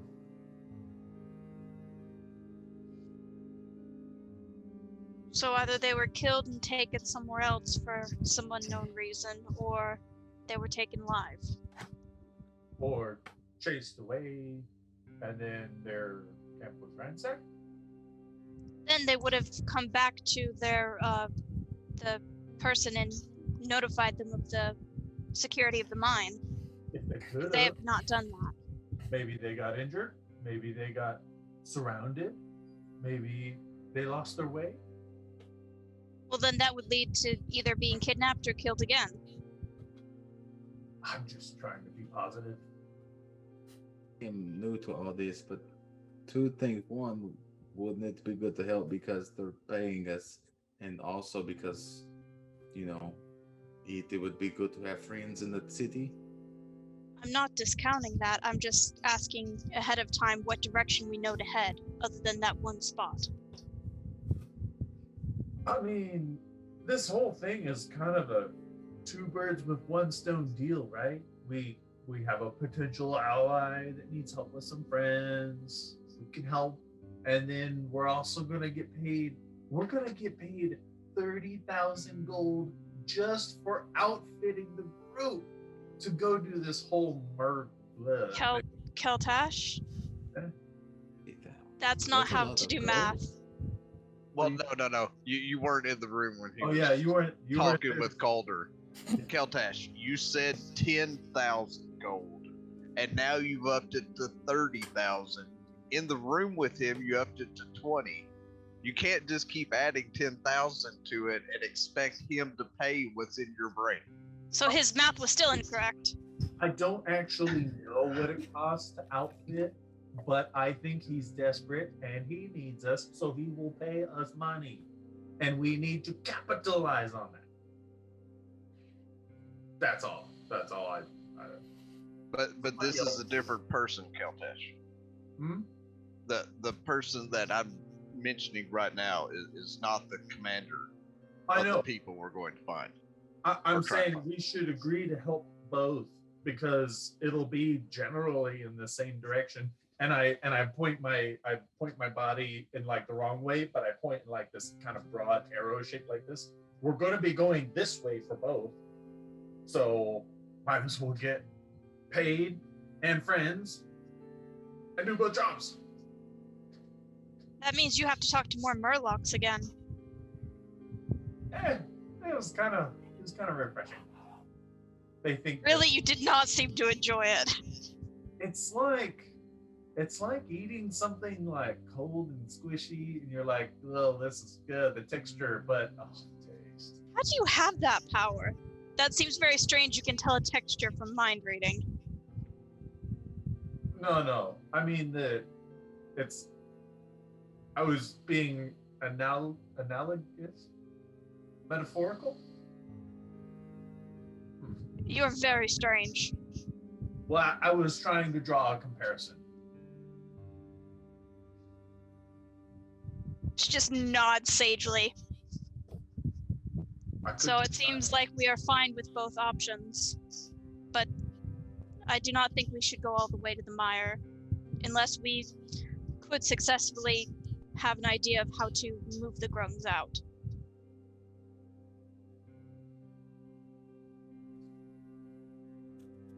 We could lure them with food? That is not how grungs work. They are very self-sufficient. I don't know what they are. Are they intelligent? Yes, they are tiny frog people. They also are very... For crying out loud, let's just squish them and eat their damn legs. What are we worried about? She kind of looks at him with very sharp eyes. My own kind could not keep them at bay, and they have been living here for much longer than the rest of you all. That's because you guys don't. Meridius over here, he knows. He's got the frog. She pulls out a poison dart. No. This is the kind of things they use. So violent. I am using this as an example. You do not want poison on your body. Oh, it's poisonous. Dang, you were going to let me touch it. Oh. No! Why would you be thinking about touching it? It's a dart. Okay. I wanted to use it as an example. This is what they use. Also, this spheres. whole touch is going on. Meridius is looking right at Mordecai like you open your mouth, and we're going to have a problem. Anyway, all I'm saying is Meridius has the frog gig. They're tiny little frogs. Frog legs are mildly good in a weird sort of way, kind of like touching the Murloc's mind. Let's just go do all this and get paid. Never mention eating another intelligent creature or even just referring to it. Hey, Diz. When Mordecai sees Meridius look at him like, shut up, he goes to move his hands over his mouth, but instead Mage Hand appears and goes over his mouth. Okay. Meridius, are you okay? I mean, Mordecai, are you okay? You have a weird extra hand. Here. You can just remove it. Off. Yes, you can. I'm pretty sure he just said he doesn't know how. Move your own hand. It should follow suit. How good that?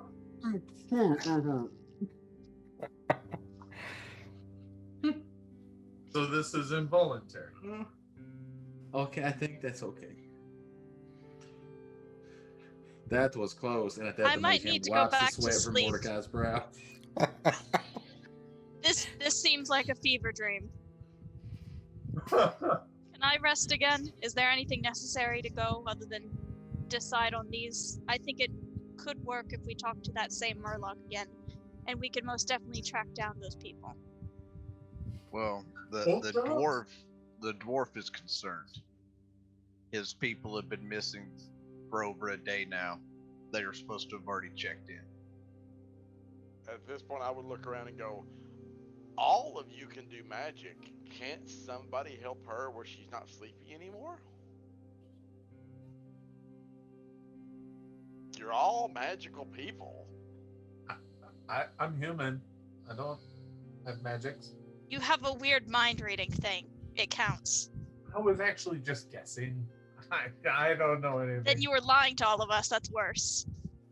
Well, Kai, as you say that, you kind of remember someone who helped you at the temple. A lady. Do you want me to look back through my notes? What was her name? I think I wrote it down. Yeah, I wrote it down too, but I wrote it in a different book. Coletta was her name. Mm-hmm. Yeah, so it snaps back into Kai's mind. Yeah, Coletta could help you, and then you wouldn't be sleepy anymore, and then we could go and we could rescue the dwarves and eat the frogs or stop whatever we're gonna do to the I don't know. There's frogs involved. I was eating breakfast. I do not want to eat the frogs.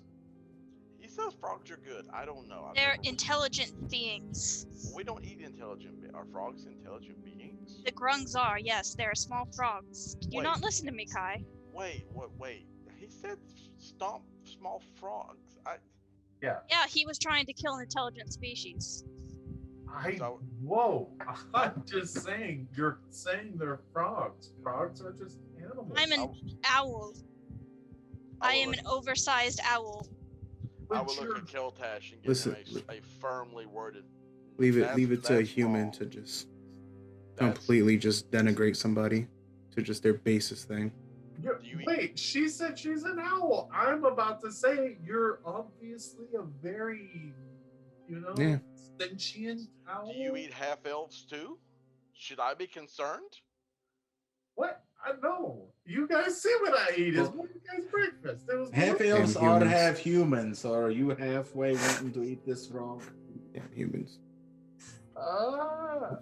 Keltash, I just take it as an offense that you were willing to even suggest the idea that the grungs are edible, because they are indeed sentient.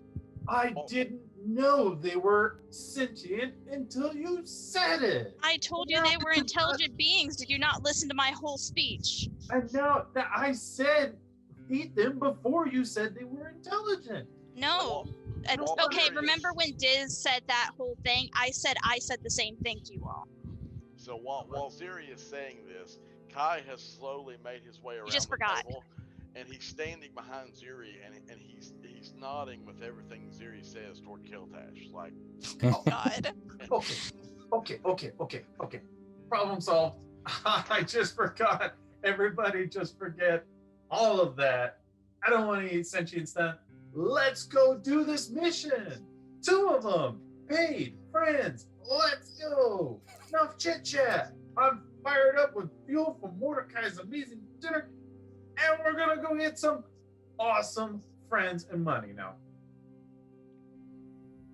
I do like friends and money. See, Mordecai, my man, we tight now. If it's that immediate, we can get started, but I will be useless in our suit for looking for the creatures until I can get another rest. No, we're going to see Coletta, right? That's her name, Coletta? Yeah. And she will make you not sleepy no more. Not sleepy. Okay, she didn't... I mean, is this like... I don't remember this person, Diz. Do I... This is the one that cured us. You were there. When we were Asian. Kai got aged, and she had to cast Greater Restoration on him. I actually was not there. I was not there for most of that session. Oh, so there you go. That's why you don't remember. That's why I don't remember. Mm-hmm. I did not know that person even existed. So Ziri was there, but you weren't there. So yeah. Yep. So yeah, that's actually where Kai lost all of his money. He gave her all of his money. Yeah, he did. So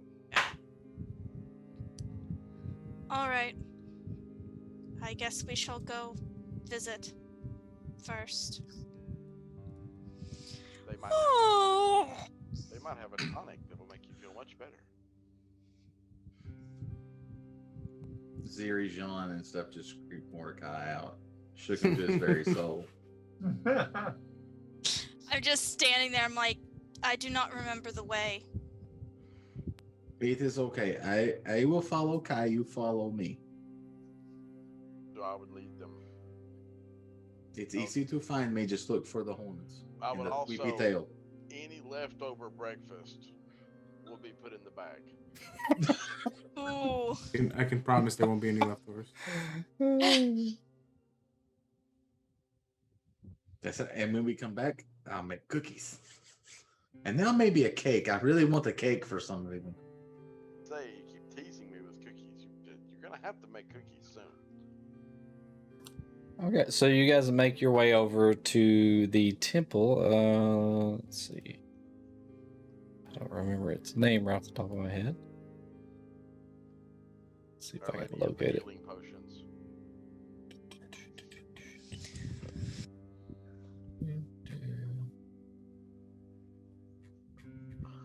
We will go with that because I don't have it right here in front of me. It is a temple to Lathander in Flint. I thought it was just called the Temple of Lathander. Maybe I'll have to go back through my notes. But as you guys make your way over, the last time you were here was late at night, now it's daytime, so the doors are open and people are able to freely, come in and leave. So Kai would lead them into the temple as if he's lived there all of his life. He hasn't. And I would look around. Do I see Coletta anywhere in the temple? Yeah. Roll a perception check.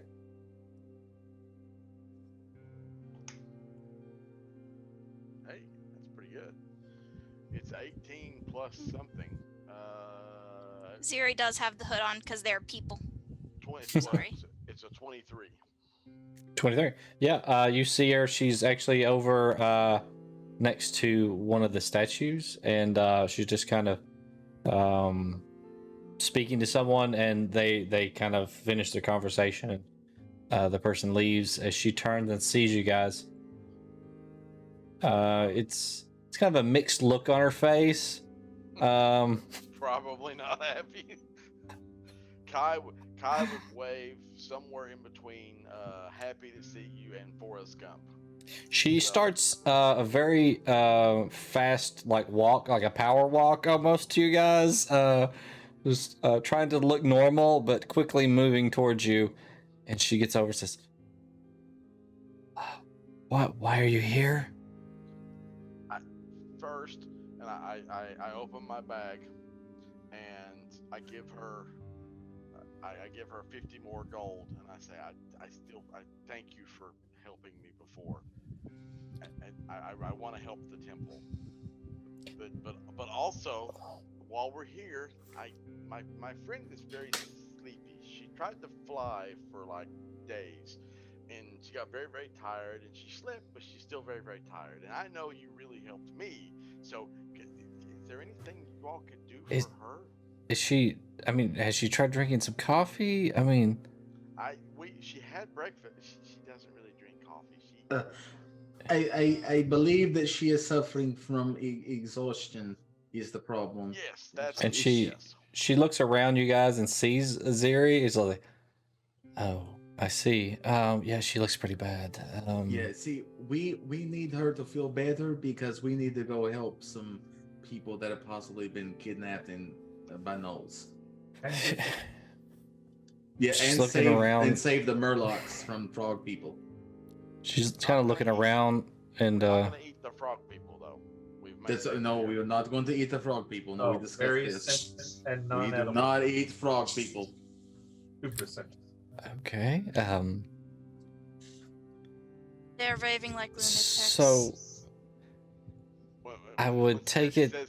Shh. With the 50 gold in her hand, she said, I would I would think that you're asking for another favor. The price didn't change, you know. What's the price? How much does favors cost in this church? For greater Damn. restoration, it's 450 gold pieces. I do a religion check on 450 that. gold? I'm not building a golden statue to Lathander here, lady. Can't we work a little something out? I kind of whisper in Auril's ear, like, can you do what you did last time? And it shouldn't take. I mean, it took really strong magic because I was old. Mm. My back hurt and my feet hurt when I get. She's just a little sleepy. I mean, would it really cost the same? Kind of looks at her and goes, "Please, ma'am, please. We are in desperate need of this to hurry and get on our mission to save these people who could possibly be in mortal danger from the gnolls. Is there any way possible that you can give us just a slight discount? I mean, we will pay whatever it takes. Mordecai. We need this help immediately." Mordecai. Yes? I just go out and take my bag and just give my whole entire bag of gold to her. I don't know how much that is. It's definitely not enough. Yeah, I have to recheck because I don't think I have enough, but... So, yeah, Mordecai, I only barely have 200. Make a persuasion check with advantage. Reluctantly with advantage. I don't know why she feels sorry for you guys. But she does. I don't either at this point. I give 212 gold to her. No need, nat 20. I already did it. I called it. This is Ziri's decision. She gives all of her gold to her. She has no gold. She said, "Is this all you have? I don't want to take all of your money." I recently just had to change from my system to the human system, so this is all I was able to save. I can't leave you without any money. I do not necessarily need it unless the humans require it of me. Mordecai's actually tearing up and looking at her.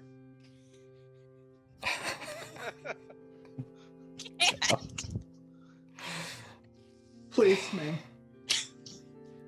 We'll do whatever it takes, but we desperately need our friend. She is very tired and cannot fight. She pushes the money back into your hands, Ziri, and says, she leans in and whispers something as you feel your hands get warm and it just rushes through your body. And you feel your exhaustion fade. And as she pulls her hands away, she leaves the money in your hands and says, Just remember, I know someday you guys will be successful, and just remember me then. I may be without a job. You literally have had her lose her job, and two of us are in religion. Like, in it. She turns and, like, with her head down a little bit, walks away.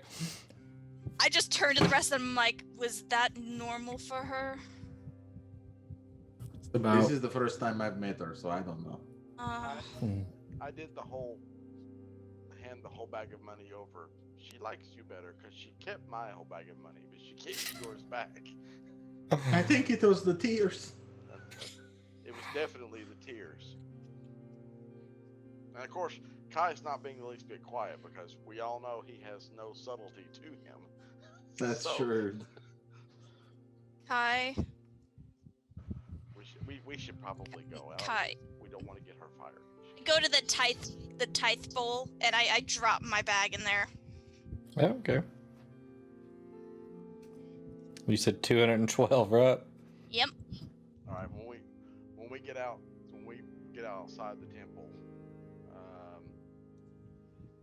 Kai takes. Is it bad? I want to use my mage hand to pick up the bag. You fucker! This is not for Dan. This is not for Dan. That is totally for Dan. Yeah. Verdan would do it. Yeah, I know. You are not for Dan right now. Don't you dare, mister. So Kai takes half of his remaining gold and gives it to Ziri and says, "She was right. You can't be broke here." And he hands her 40 gold pieces. Her feathers start fluffing up, and she's like, "I do not require human gold unless it is absolutely necessary for my survival or to help others' survival." Well, you might have to help me. Then it is your gold. You hold it for me. It's very heavy. Can he? I want him to do a persuasion. Just Okay, he needs to get a try to just persuade do her. above 10. All you need to do is above 10, and then she'll take it. That is 11 plus 1, so it's a 12. Okay, she. A single tear rolls down Kai's cheek, and he says, "You can't be broke." I will do it for your sake. I do not require it.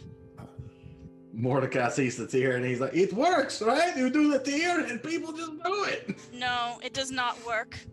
I just feel for him. You wait, I will show you that it works. He is not. He is a human companion who only understands the human ways of life. I did not get to teach him of my life. I'm a tiefling and I know about some things. She kind of like looks at him and she's like, "If you had lived in my colony, you would have to climb up the tree by yourself to be able to live in one of our nooks. Then you would have to carve out your own food and cook it yourself. Cook? You have to be self-sufficient while not requiring such gold." He's a master cooker. I am cooker. The rest of us did not require the things that gold was required for. That is the whole issue. We took any sort of difficulty with them taking our land in the first place.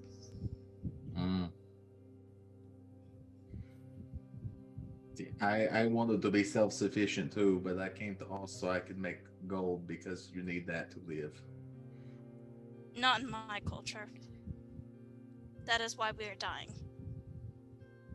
Humans decided gold was more important than keeping us alive.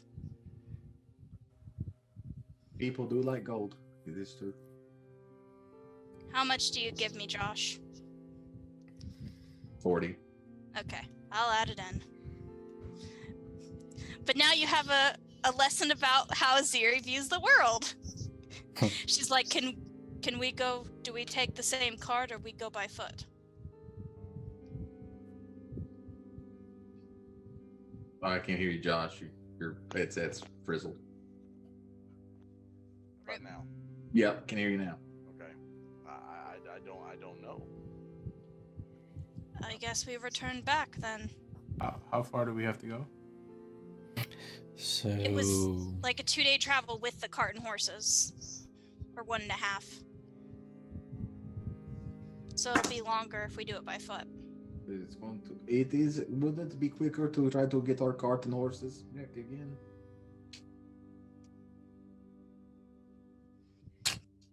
I think it might be more expensive this time around. But I mean, we told that guy his cousin was dead. Won't that help us? No. No, I think he'd be upset. I think he's still mad at us. Unless anyone not involved in that wanted to talk to him. I mean, I can try to talk to him. I will cry if I have to. I'm not ashamed to do it, but I mean... Can you talk to him without mentioning the frogs? Sentient. Yes. You can. Okay. No frogs. No frogs.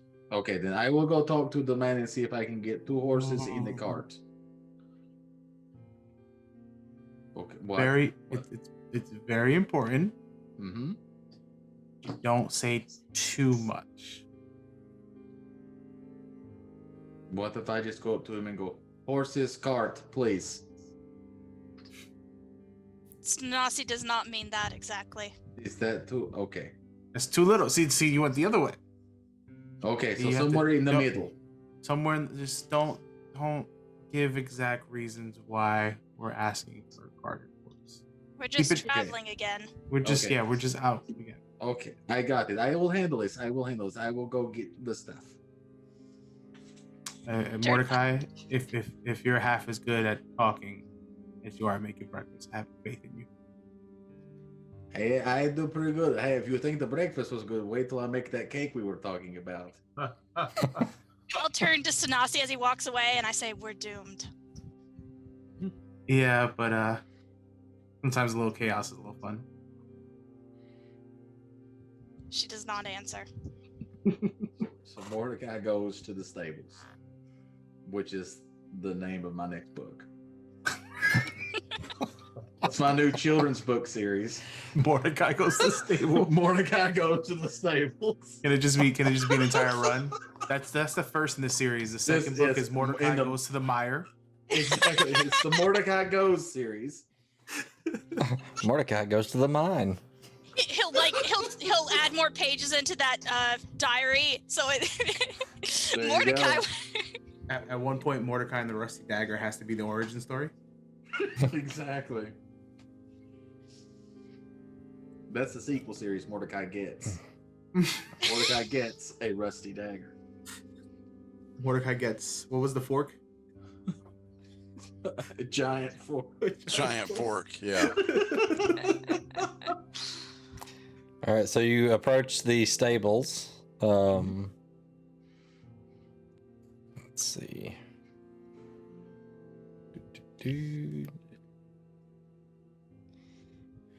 On the northwestern gate, the Fey Crown area, and you see the same stable master out there. Are you heading out again? Yes, we have. My friends and I are heading out of the city for a few days. I was wondering if it was if we were able to possibly get 2 horses and a cart again. Sure. Let's see. That would be 185 gold pieces. The standard rate. 185 gold pieces. Okay. Well, I can help you with that. With the rest of it, when we come back, I have 130 gold on me current. Will that work as Okay. like a down payment, or can we work something out? Well, you guys brought the horses back last time, so it's Yes. fine. Okay. All right. Good. I think that I will give you the 130 gold. He gets the wagon ready and the horses attached, and you guys head out. So, unless there's anything else you want to do before you head out. Mordecai just looks at Stanos and goes, "See, it wasn't that difficult. How How much was it? It was 130 gold." Are we going to be going by a blacksmith on our way out? I mean, you are actually way far past the blacksmith, but you could go to the blacksmith. Ow. I don't want to hold everybody up. I'm going to start rough drafting something. Okay. Meridius broke from the party when they left too. Okay. Meridius is not with you guys. We have to find him. So I guess you could go to the blacksmith if Whoa. they're in the same direction. Can we take the horses and cart to the blacksmith and help find Meridius? Can we also talk about why Sure. Murray is so shady? I mean, you're not incorrect, but what is there to talk about? So, Meridius, did you try to sneak away, or do you just Nope. walked away? Okay. I just walked away. So you guys would have seen him walk away.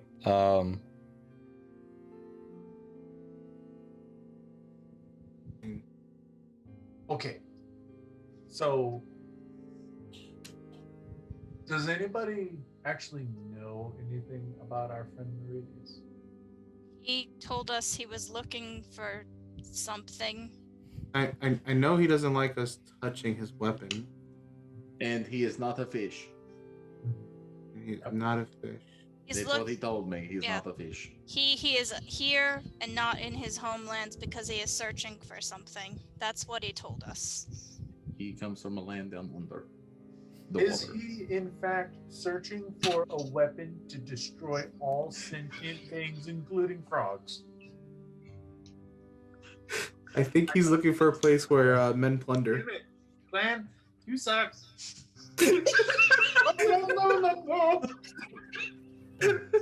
All right, focus. 30 minds. So not a fish. Not a fish. Don't touch his weapon. Possibly not from here. Or a weapon to destroy all sentient beings, including frogs. Why would they want to destroy all sentient beings, including frogs? I don't know. We don't know anything about him besides. Okay.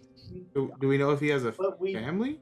We know that he's out of. Ziri pulls out a book. Yeah. Mordecai goes to speak, and the mage hand comes back. And Mordecai is apparently under some kind of coercion by that man. We'll worry about that later. If he starts turning purple, take that off. Ziri pulls out her book and it's like, I remember he mentioned something specifically. Portal was open from the plane of water, and that's why these creatures, the Murlocs, escaped somehow, or at least that was his theory. Even though we had been told they'd come from the mire afterwards. A powerful item was stolen, and it's somehow involving his brother. That's what we know about him. He has a brother. So he unleashed a wrathful army upon the land and is looking for a secret. No. Taking too much, jumping to conclusions. You need to think about this logically. For some reason, something was opened, and he is sent here to fix it. Fix it.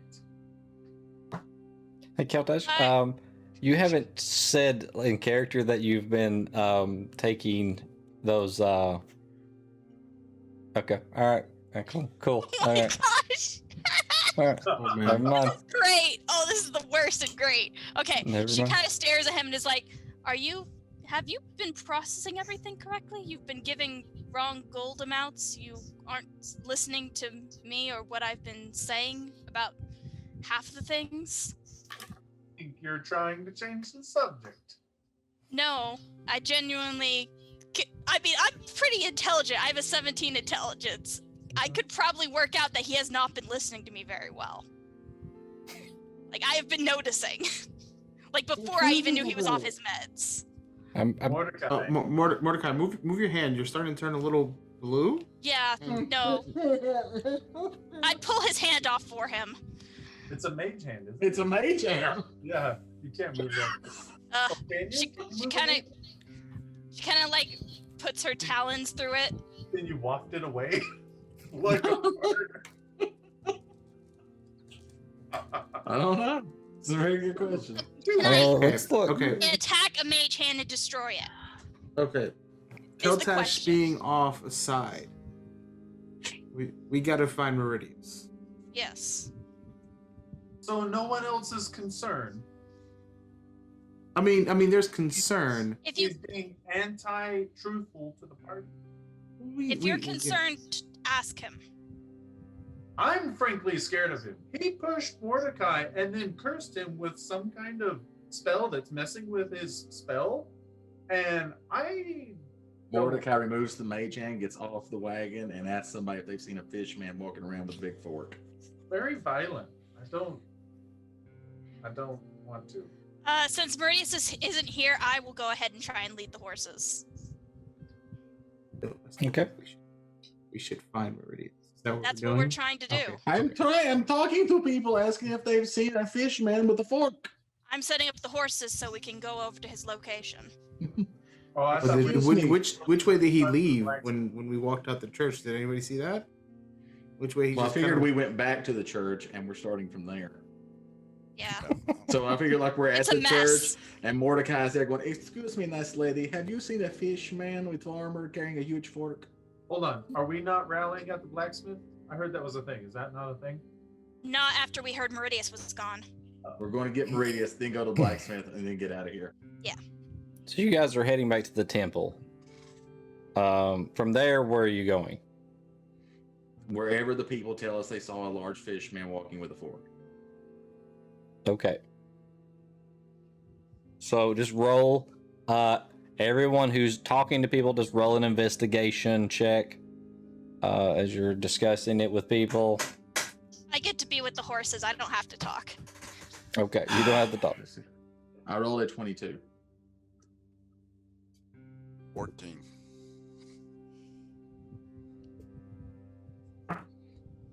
Okay. They rolled very well. I rolled for Elril and Wynora. Elril got an 18 and Wynora got a 19. So, what did you guys roll again? Sorry. I rolled a Rolled an 22. 14 Okay. for me. Okay. Meridius, where are you? I'm doing exactly what I said I would do. And Mordecai should know. I've gone to find the dwarf to let him know that we're taking on his job. All right. So with those checks, a few people saw him heading in the direction of the long brothel. Yeah. We need to go to the brothel. Wow. As you are traveling there, Meridius, you already have a pretty healthy head start. So let's discuss what you're doing. I'm looking for Ebnar. Okay. Not too hard to find. He's in the bar of the long brothel. As you walk in, he's talking to the lady behind the counter, behind the bar there, and you see her, kind of put up one finger, and she bends over back behind the bar. And as she comes back up, she sets a bottle on the counter that has no label on it and a glass. You can see that she's talking to him, and she goes to start pouring him this drink from this bottle. I walk up and close enough to where I'm not yelling. And Ebnar. Oh, it is. Meridius, right? That's correct. I told you that I would let you know after I gave my companions the information on whether we were leaving to go find them or not. We're about to set out to go do exactly that. Excellent. Is there any other information that we might need? I can't think of anything. Anything in the mine that could potentially be hazardous to us that you know of? Not in the mine, no. I know there's gnolls in the area, but that's all I know. Y'all didn't find anything in the mine living there or anything that you had to get rid of, or I've only been to the mine one time, and there was nothing living in there. Maybe some bats, Okay. Well, I will come find you once we have the information on the status of your mine and if we are successfully able to find your companions. All right, and he kind of holds his glass up, throws back the shot.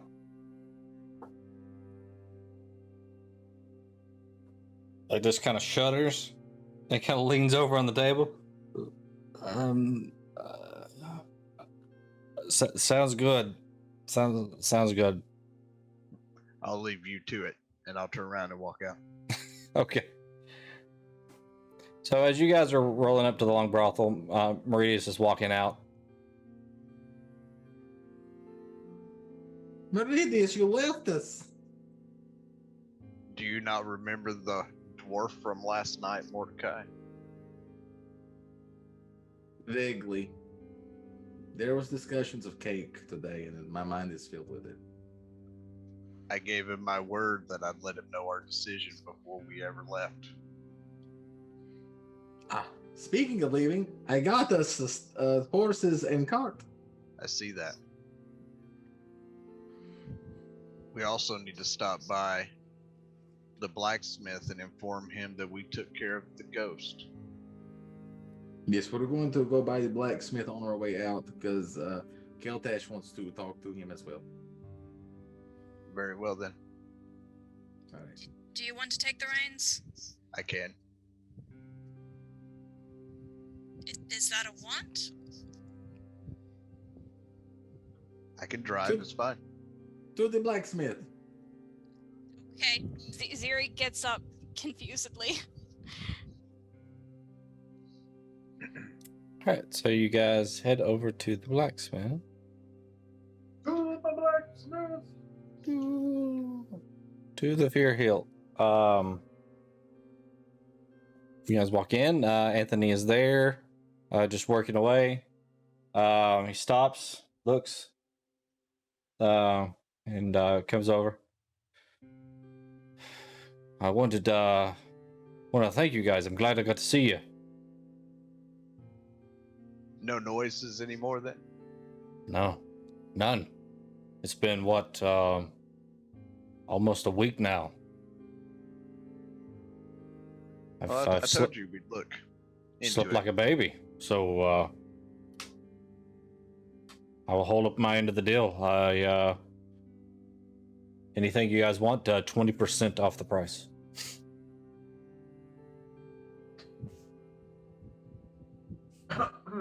Including special projects? I don't see why not. Great. Does anybody else want anything? I have some ideas to hash out. No. The only thing Meridius wants, what he's already discussed with Anthony about, is the smithing tools. All right. And he would provide those at 20% off. Did I don't think this price was discussed before, right? On the smithing tools? Yeah, you said it was 30 gold for the tools prior to us doing anything. And then you said that it would be a discount on everything, but you never told me a percentage till now. Yeah, okay. So we got the 24 gold pieces. I'll take it out and hand it to him. Okay.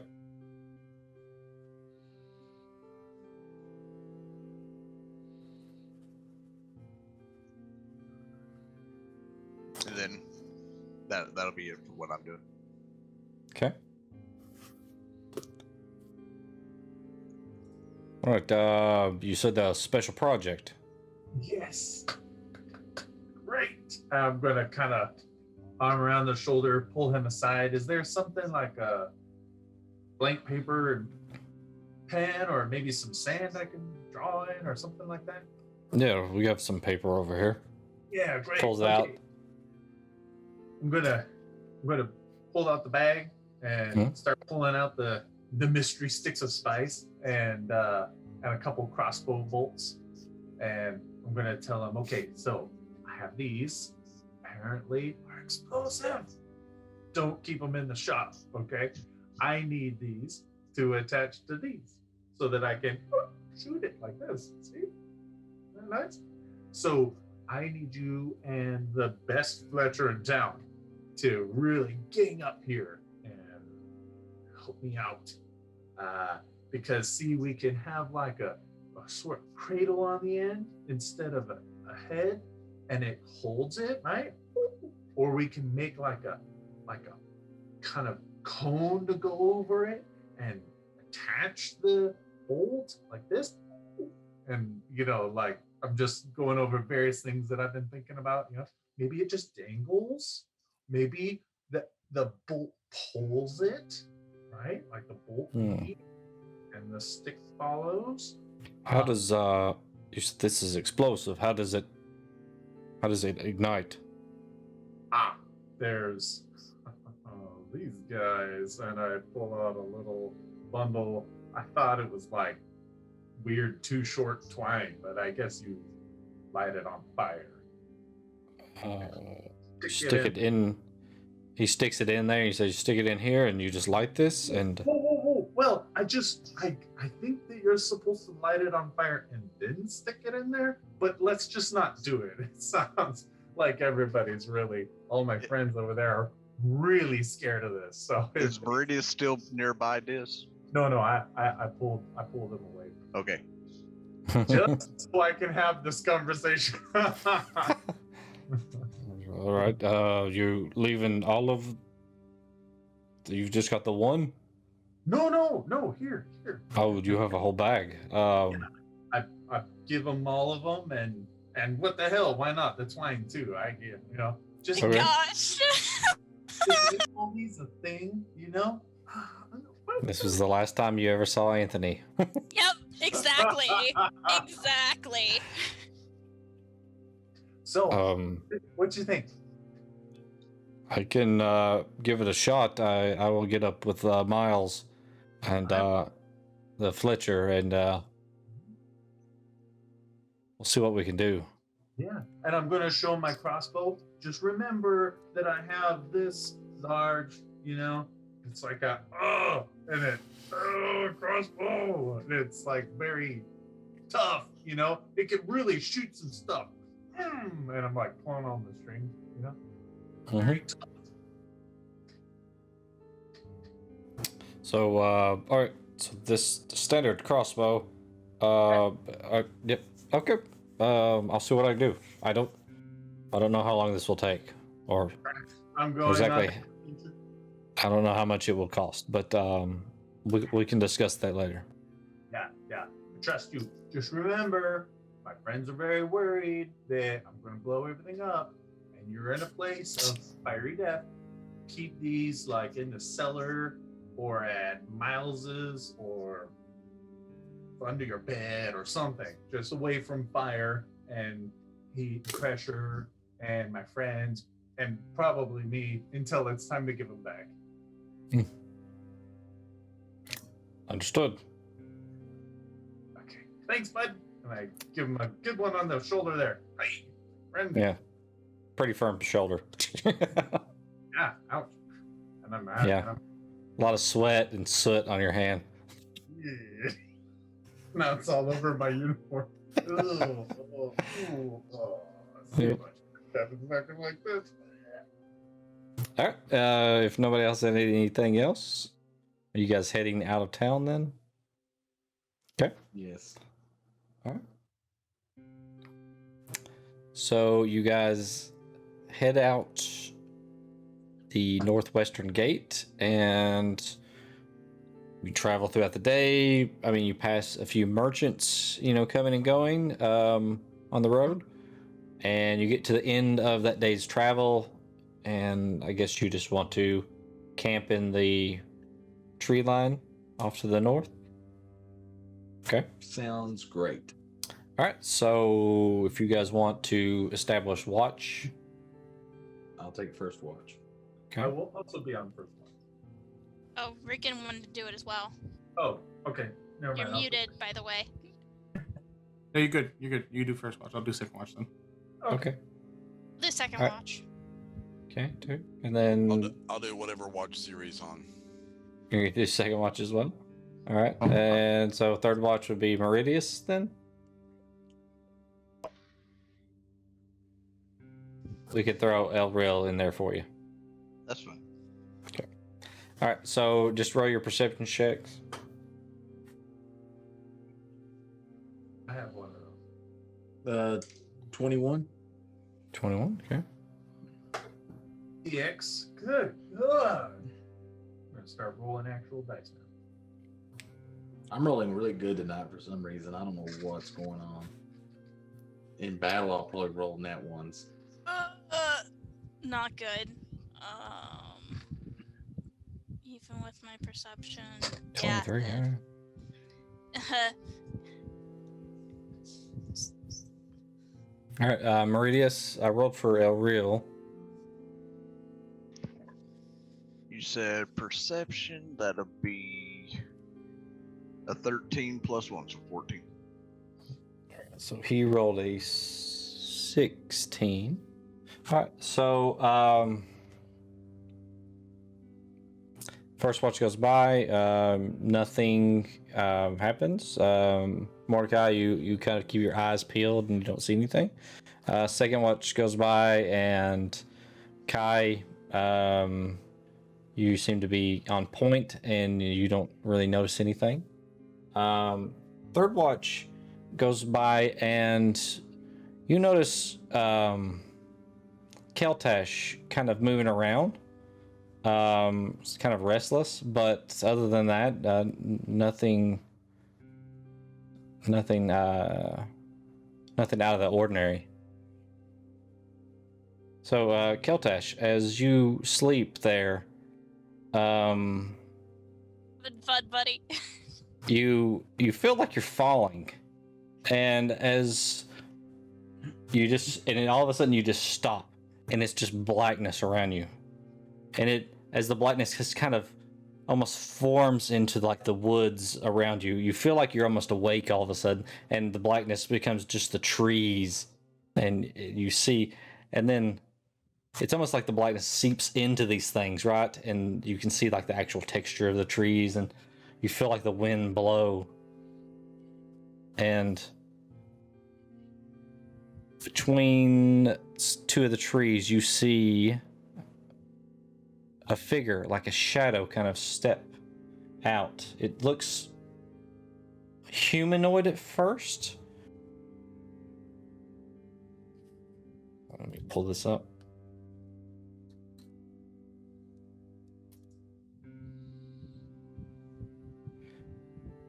But as it turns, it like turns almost worm-like, and these massive arms come out, and they're almost like claws, like lobster claws.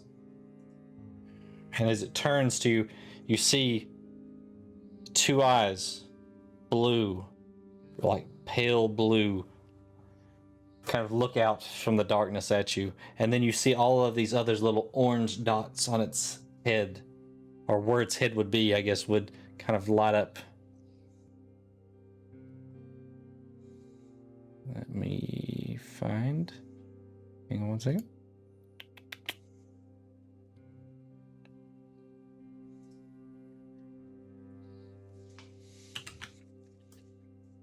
Well, if this doesn't scare Countess straight, I don't know what will. Damn. There we go. I guess is this what happens when somebody doesn't take their meds? This is what happens. You hear, as it kind of moves toward you slightly,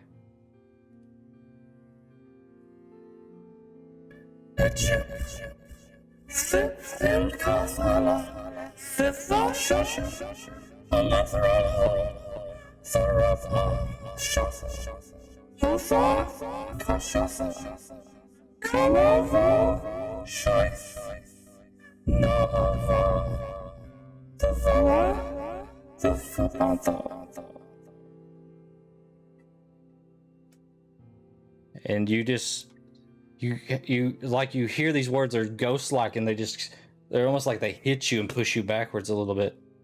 As it almost kind of reaches out towards you. You feel like you want to go toward it, but you're just like completely freaked out. Like this feels familiar to you, but you don't remember why.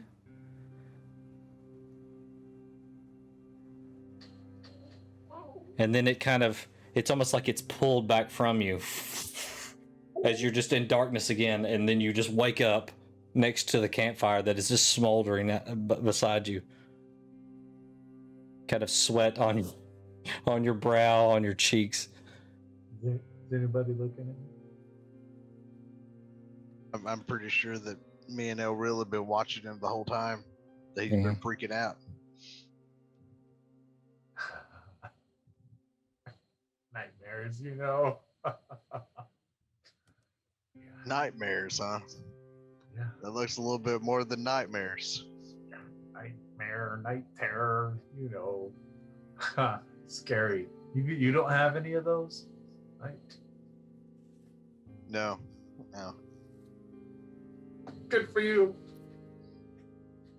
I'm gonna put my back. Try and sleep that one off. Maybe cycle it up a little bit. All right. So as you get up for the day, you guys, get on the road and start traveling. It's only like a half-day travel on to where you guys found the encampment that was abandoned. I don't know if there's anything you want to discuss on the way, or if you just want to quickly move on. Yep. So you easily go back to the place where you had camped before, find that place, and kind of backtrack to where You're muted. I was talking. I'm sorry. Oh, go ahead. Sorry. I wanted to use augury to ask. Oh, okay. Yeah. Sorry, didn't you needed to get a question real quick in? Okay, I didn't. Yeah, I couldn't. Sorry, I was muted. That's fine. And I was distracted looking around, so I didn't see that you were talking. Well, my biggest thing was mostly asking if the people we were searching for were alive. Like, I was going to, sit down before we, got started anywhere. Figure out if we had to look for dead bodies or living ones. All right. So this is the first time that I've had anybody use this, so I'm just reviewing it real quick. Yeah. So, costs 25 gold pieces worth of ingredients. So it doesn't use it. So I should have gotten these items in town, is what you're saying? It doesn't consume it. It doesn't okay. consume it. It's just the items are worth that much. That's fine. I have my tarot cards. That's what I thought, because it says says you use ornate cards. That's fine. I just misread it. If it is a consumed thing, then I would charge you each time it uses. So, yeah. Let's see. Okay, so what were you asking about exactly? I was asking if we were searching for living dwarves, if they're living, or if they've already passed on. So, are they living?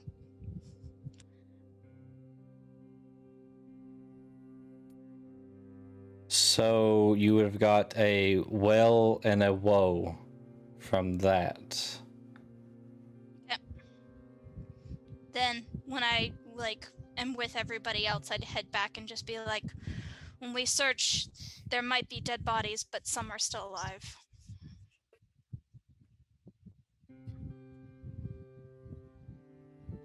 Then we need to hurry and help the ones that are still around. All right, so who wants to try to track? I don't know who has the best survival. Real probably would, but... We can roll for him. Does somebody want to roll for him? I had been rolling for him, but, really, I guess one of you should roll. Yeah, I'll roll for him. I can try. What's his stuff? His modifier? It's a +6. So 21, 15 plus 6. Okay, 21. So Elril is able to figure out that it looks like, some bodies were probably drug off. Maybe some were carried, because he only sees the markings of 2 being dragged. And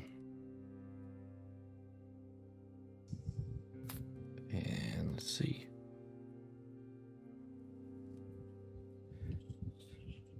All right, so he leads you through the woods. It's a good 20-25 minute walk, and then he kind of gets down close to the ground and puts a finger to his lips and kind of moves forward. If somebody wants to roll a stealth check for him.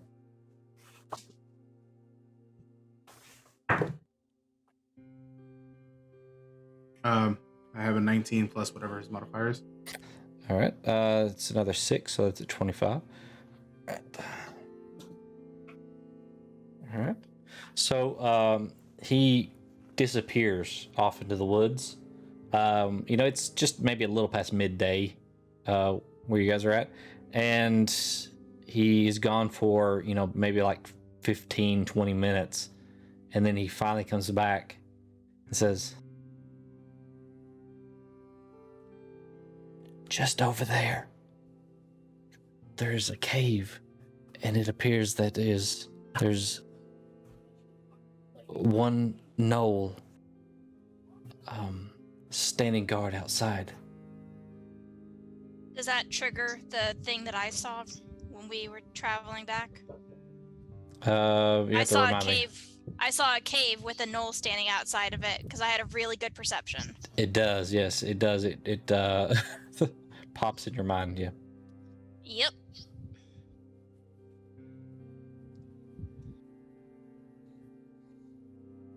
So you guys have to tell me what you want to do. Well, I guess we would follow El Real if we're interested. Yep. That works. All right, so you're gonna try to stealth up to look. Yeah. Okay. All right. So he could lead you back over. Everybody needs to roll a stealth check. And if somebody wants to roll for El Real again and Wynora. Dirty 20. Roll for El Real. 12 plus 13. modifier. So Ziri is 13. What was that, Rican? I'm 15, but for El Rio it's 12 plus his modifier. So 18. 15. Mordecai rolled a 12. Did anyone roll for Wynora? No, I'll give her guidance because I didn't give it to myself. So I can roll for one more. I got 19, so maybe I shouldn't roll for one more. One more rolled a 2 plus their modifier. A 2. I technically wanted to roll, but I guess we can count that. Oh, one. you can roll. I'm sorry. I thought you were rolling a bonus or something. Yeah, never mind. I was giving her guidance. Yeah, I'm okay. Out. Go ahead and roll for her. I'll re-roll then. Okay. It's still better than mine. So it's a 12 plus a 3, which means it is already a 15 plus her modifier. With 15 minus 1, 14. Jesus. Never mind. It's Glad still... it wasn't a 2. Yeah. I need Meridius and Keltash. I didn't hear those. Keltash got a dirty 20. Oh, you did. Yeah, you gave me that. Yeah. So. Just so you know, we ain't stealthing shit. I got 3. You got 3? I'm in heavy armor. I got disadvantage. Oh, I was missing Kai. What was Kai's? 18. 18. Yeah, I typed it in roll 20. Sorry. Kai's okay. Doesn't matter. He's yeah. The robes are quiet. That's true. They're flowy. Like a leaf on the wind. Ah. And then he died. That is, yes. I was going to say that is true. Let's not use that as our reference point here.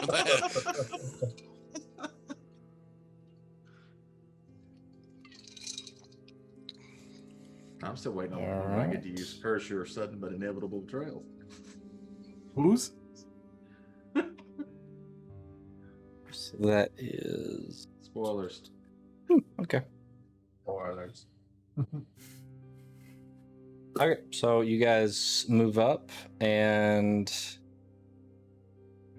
as you get so far up, Meridius, you trip on a branch and hit like a tree, and it makes just a small thud. It's not very loud at all, but then as you kind of pull back, the tree you didn't notice was a little bit rotted, and it falls over. I do like to make a grand entrance. We all just kind of like... Everybody roll a perception check real quick. Homeboy knocked down a tree, yo. Well, at least my perception is good. 21. Aurel's got a 10 plus modifier. Is that a 20? 20. Should it be 20? I don't Yeah, know which there one. Mine is 20 as well. Jesus Christ. I also rolled a 20. Two What numbers. the fuck? Sounds like mine's Mine's an an 18. mine's an unnatural 20. Mine's not. so- Mine's Yeah, not yeah, natural. mine's not natural 20. Yeah. Jeez. Okay. We'll say everybody but Meridius. Meridius, you're at the back where you hit the tree. You guys that rolled like 20 and higher, you look over and see this, and then you immediately look back, and the knoll is gone. Fuck. Danger, Will Robinson. Ty quietly says, "We're in danger." Uh, we should quickly run into the cave. Yeah. How much am I in the tree line? Can I spread out my wings? Spread my wings and Yeah, but you fly could, yeah. away. God damn it! Stop it, Clan. I'm gonna do that. So I can get to the cave entrance quick. I believe I can. Oh. Everybody go watch Space Jam 2, The Search for More. Boycotting because Lola Bunny's not it. Never mind. That's true. Yes. Boycott Space Jam 2. All right, hang on one second. As And it's I gonna kick our cover I ass see if what it comes flag to you it up fly. here. I see what flag you fly, Rican. Just for the memes though. For the meme. For the memes. Lola Bunny was Rican's first thirst trap. Yeah. I was about to say you were too young to know about any sort of memes. Wee little baby Rican. I feel like no, because that was like 12, right? When did that movie come out? 99. I actually don't remember. Yeah, I don't remember. I thought Clan was searching for it, but 96. Okay, I was 8 years old. Okay, see? I was 15. Shut up, all of you. Josh was 22. He actually put the movie on the projector. I was managing a movie theater at that point. Yes. Josh was taking shots in the back. I was a gainfully I was employed. I won't say I was gainfully Not employed. gainfully, but employed. I would tell you what I made a week in that theater, but it's too embarrassing. So. All right, so we got you guys on the map there. As you can see, the entrance is a little to your east. And what do you guys want to do? Run away. Is that all that black space? That's you, right? That's not my computer being there. That's me. Yep. Okay. So I had to you guys zoom are at the out bottom. in order to Okay. see it. and are we Okay. going to the right? I cannot tell. Like, what direction are we supposed to be heading towards? Yeah, it there looks like the is an cave entrance entrance is to the down right. here. Okay, so that was correct. Yep. I was like, that's the only thing I can see, so I assume we move towards that. Yeah, right do there. you want us to go in a turn order already, or? No, you don't have to as of yet. You're not fighting anything. So you can Okay. just tell me what you're planning on doing, and I can put your tokens in the positions that they need to be. I'm getting ready for battle, so I want to kind of like get a little Yeah. closer and get ready to like as they file out to just start. I'm flying like almost all the way up, like a good 25 feet, and then going as far as I can, which is probably another 25. Okay, so you're just flying up into the air then. Flying up and a little out, so half up, half out. I'm in the middle, Alright. moving cautiously. Maybe 25 feet up in there. Okay. Let's see. I'm actually just giving everybody control of their tokens real quick. So Oh, gotcha. if you guys Also- want to, as you get control of your token, you can kind of place it over near the entrance wherever you're going there, without going into the darkness of the cave at the moment. So Also, Diz, last time I used Tides of Chaos and haven't used it again, so I do want it available to me. Just put it in Roll20 if you want to read it. Sorry, yeah, Roll20 if you want to read it. Because I have to roll on the surge table after casting a first level spell. So I can regain the use. Okay. So, whenever you want me to do that. Once you do so, you must finish long rest.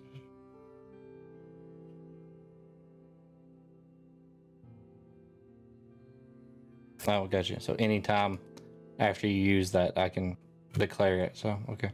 I think So then everybody I should have control of their tokens there if you guys want to put you guys where you're going there. I'm gonna be over here. How far can we move to the entrance? You can move all the way up to it. I mean, until I tell you that you've encountered something, and I just kind of wanted to know how you guys are planning on going in. If you're just rushing in, Yeah. or if you're gonna like go up to the sides and peek in first, or what your plan is.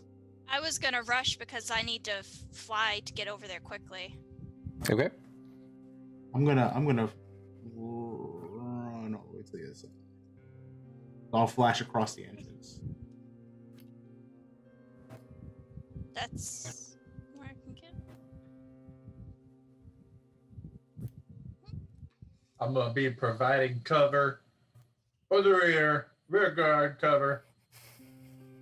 I turned to him and I'm like, if I bond with you, I could save you so you can take less health. Would you be interested in that? What? Who? Who? Ziri is looking at you.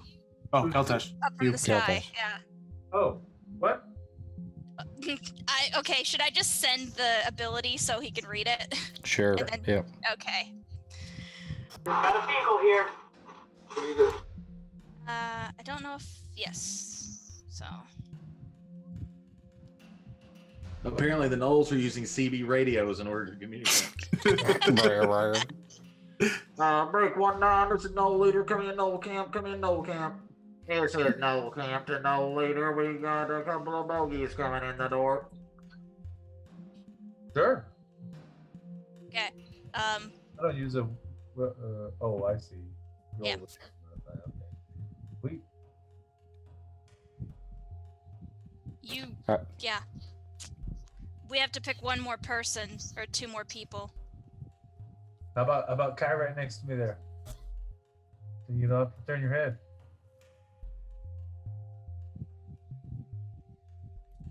Okay. You can also read the thing, Josh, if you want to, and decide if you want to participate.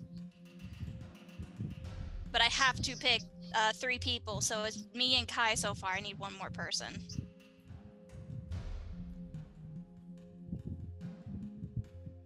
I don't have to have you guys say yes, but now that we're about to go into what she assumes is a battle, she is like, is there anybody else who can take damage so, Keltash won't die? It's just in case. Yeah, you can put me in there. It's fine. Yeah, I need one more person, technically. Because that's only 2 of us, me and you. What's Real's I selfishness? mean, I will do it. It's fine. I will die. It's fine. It's, you have about the Like same a health, boss maybe die. even less.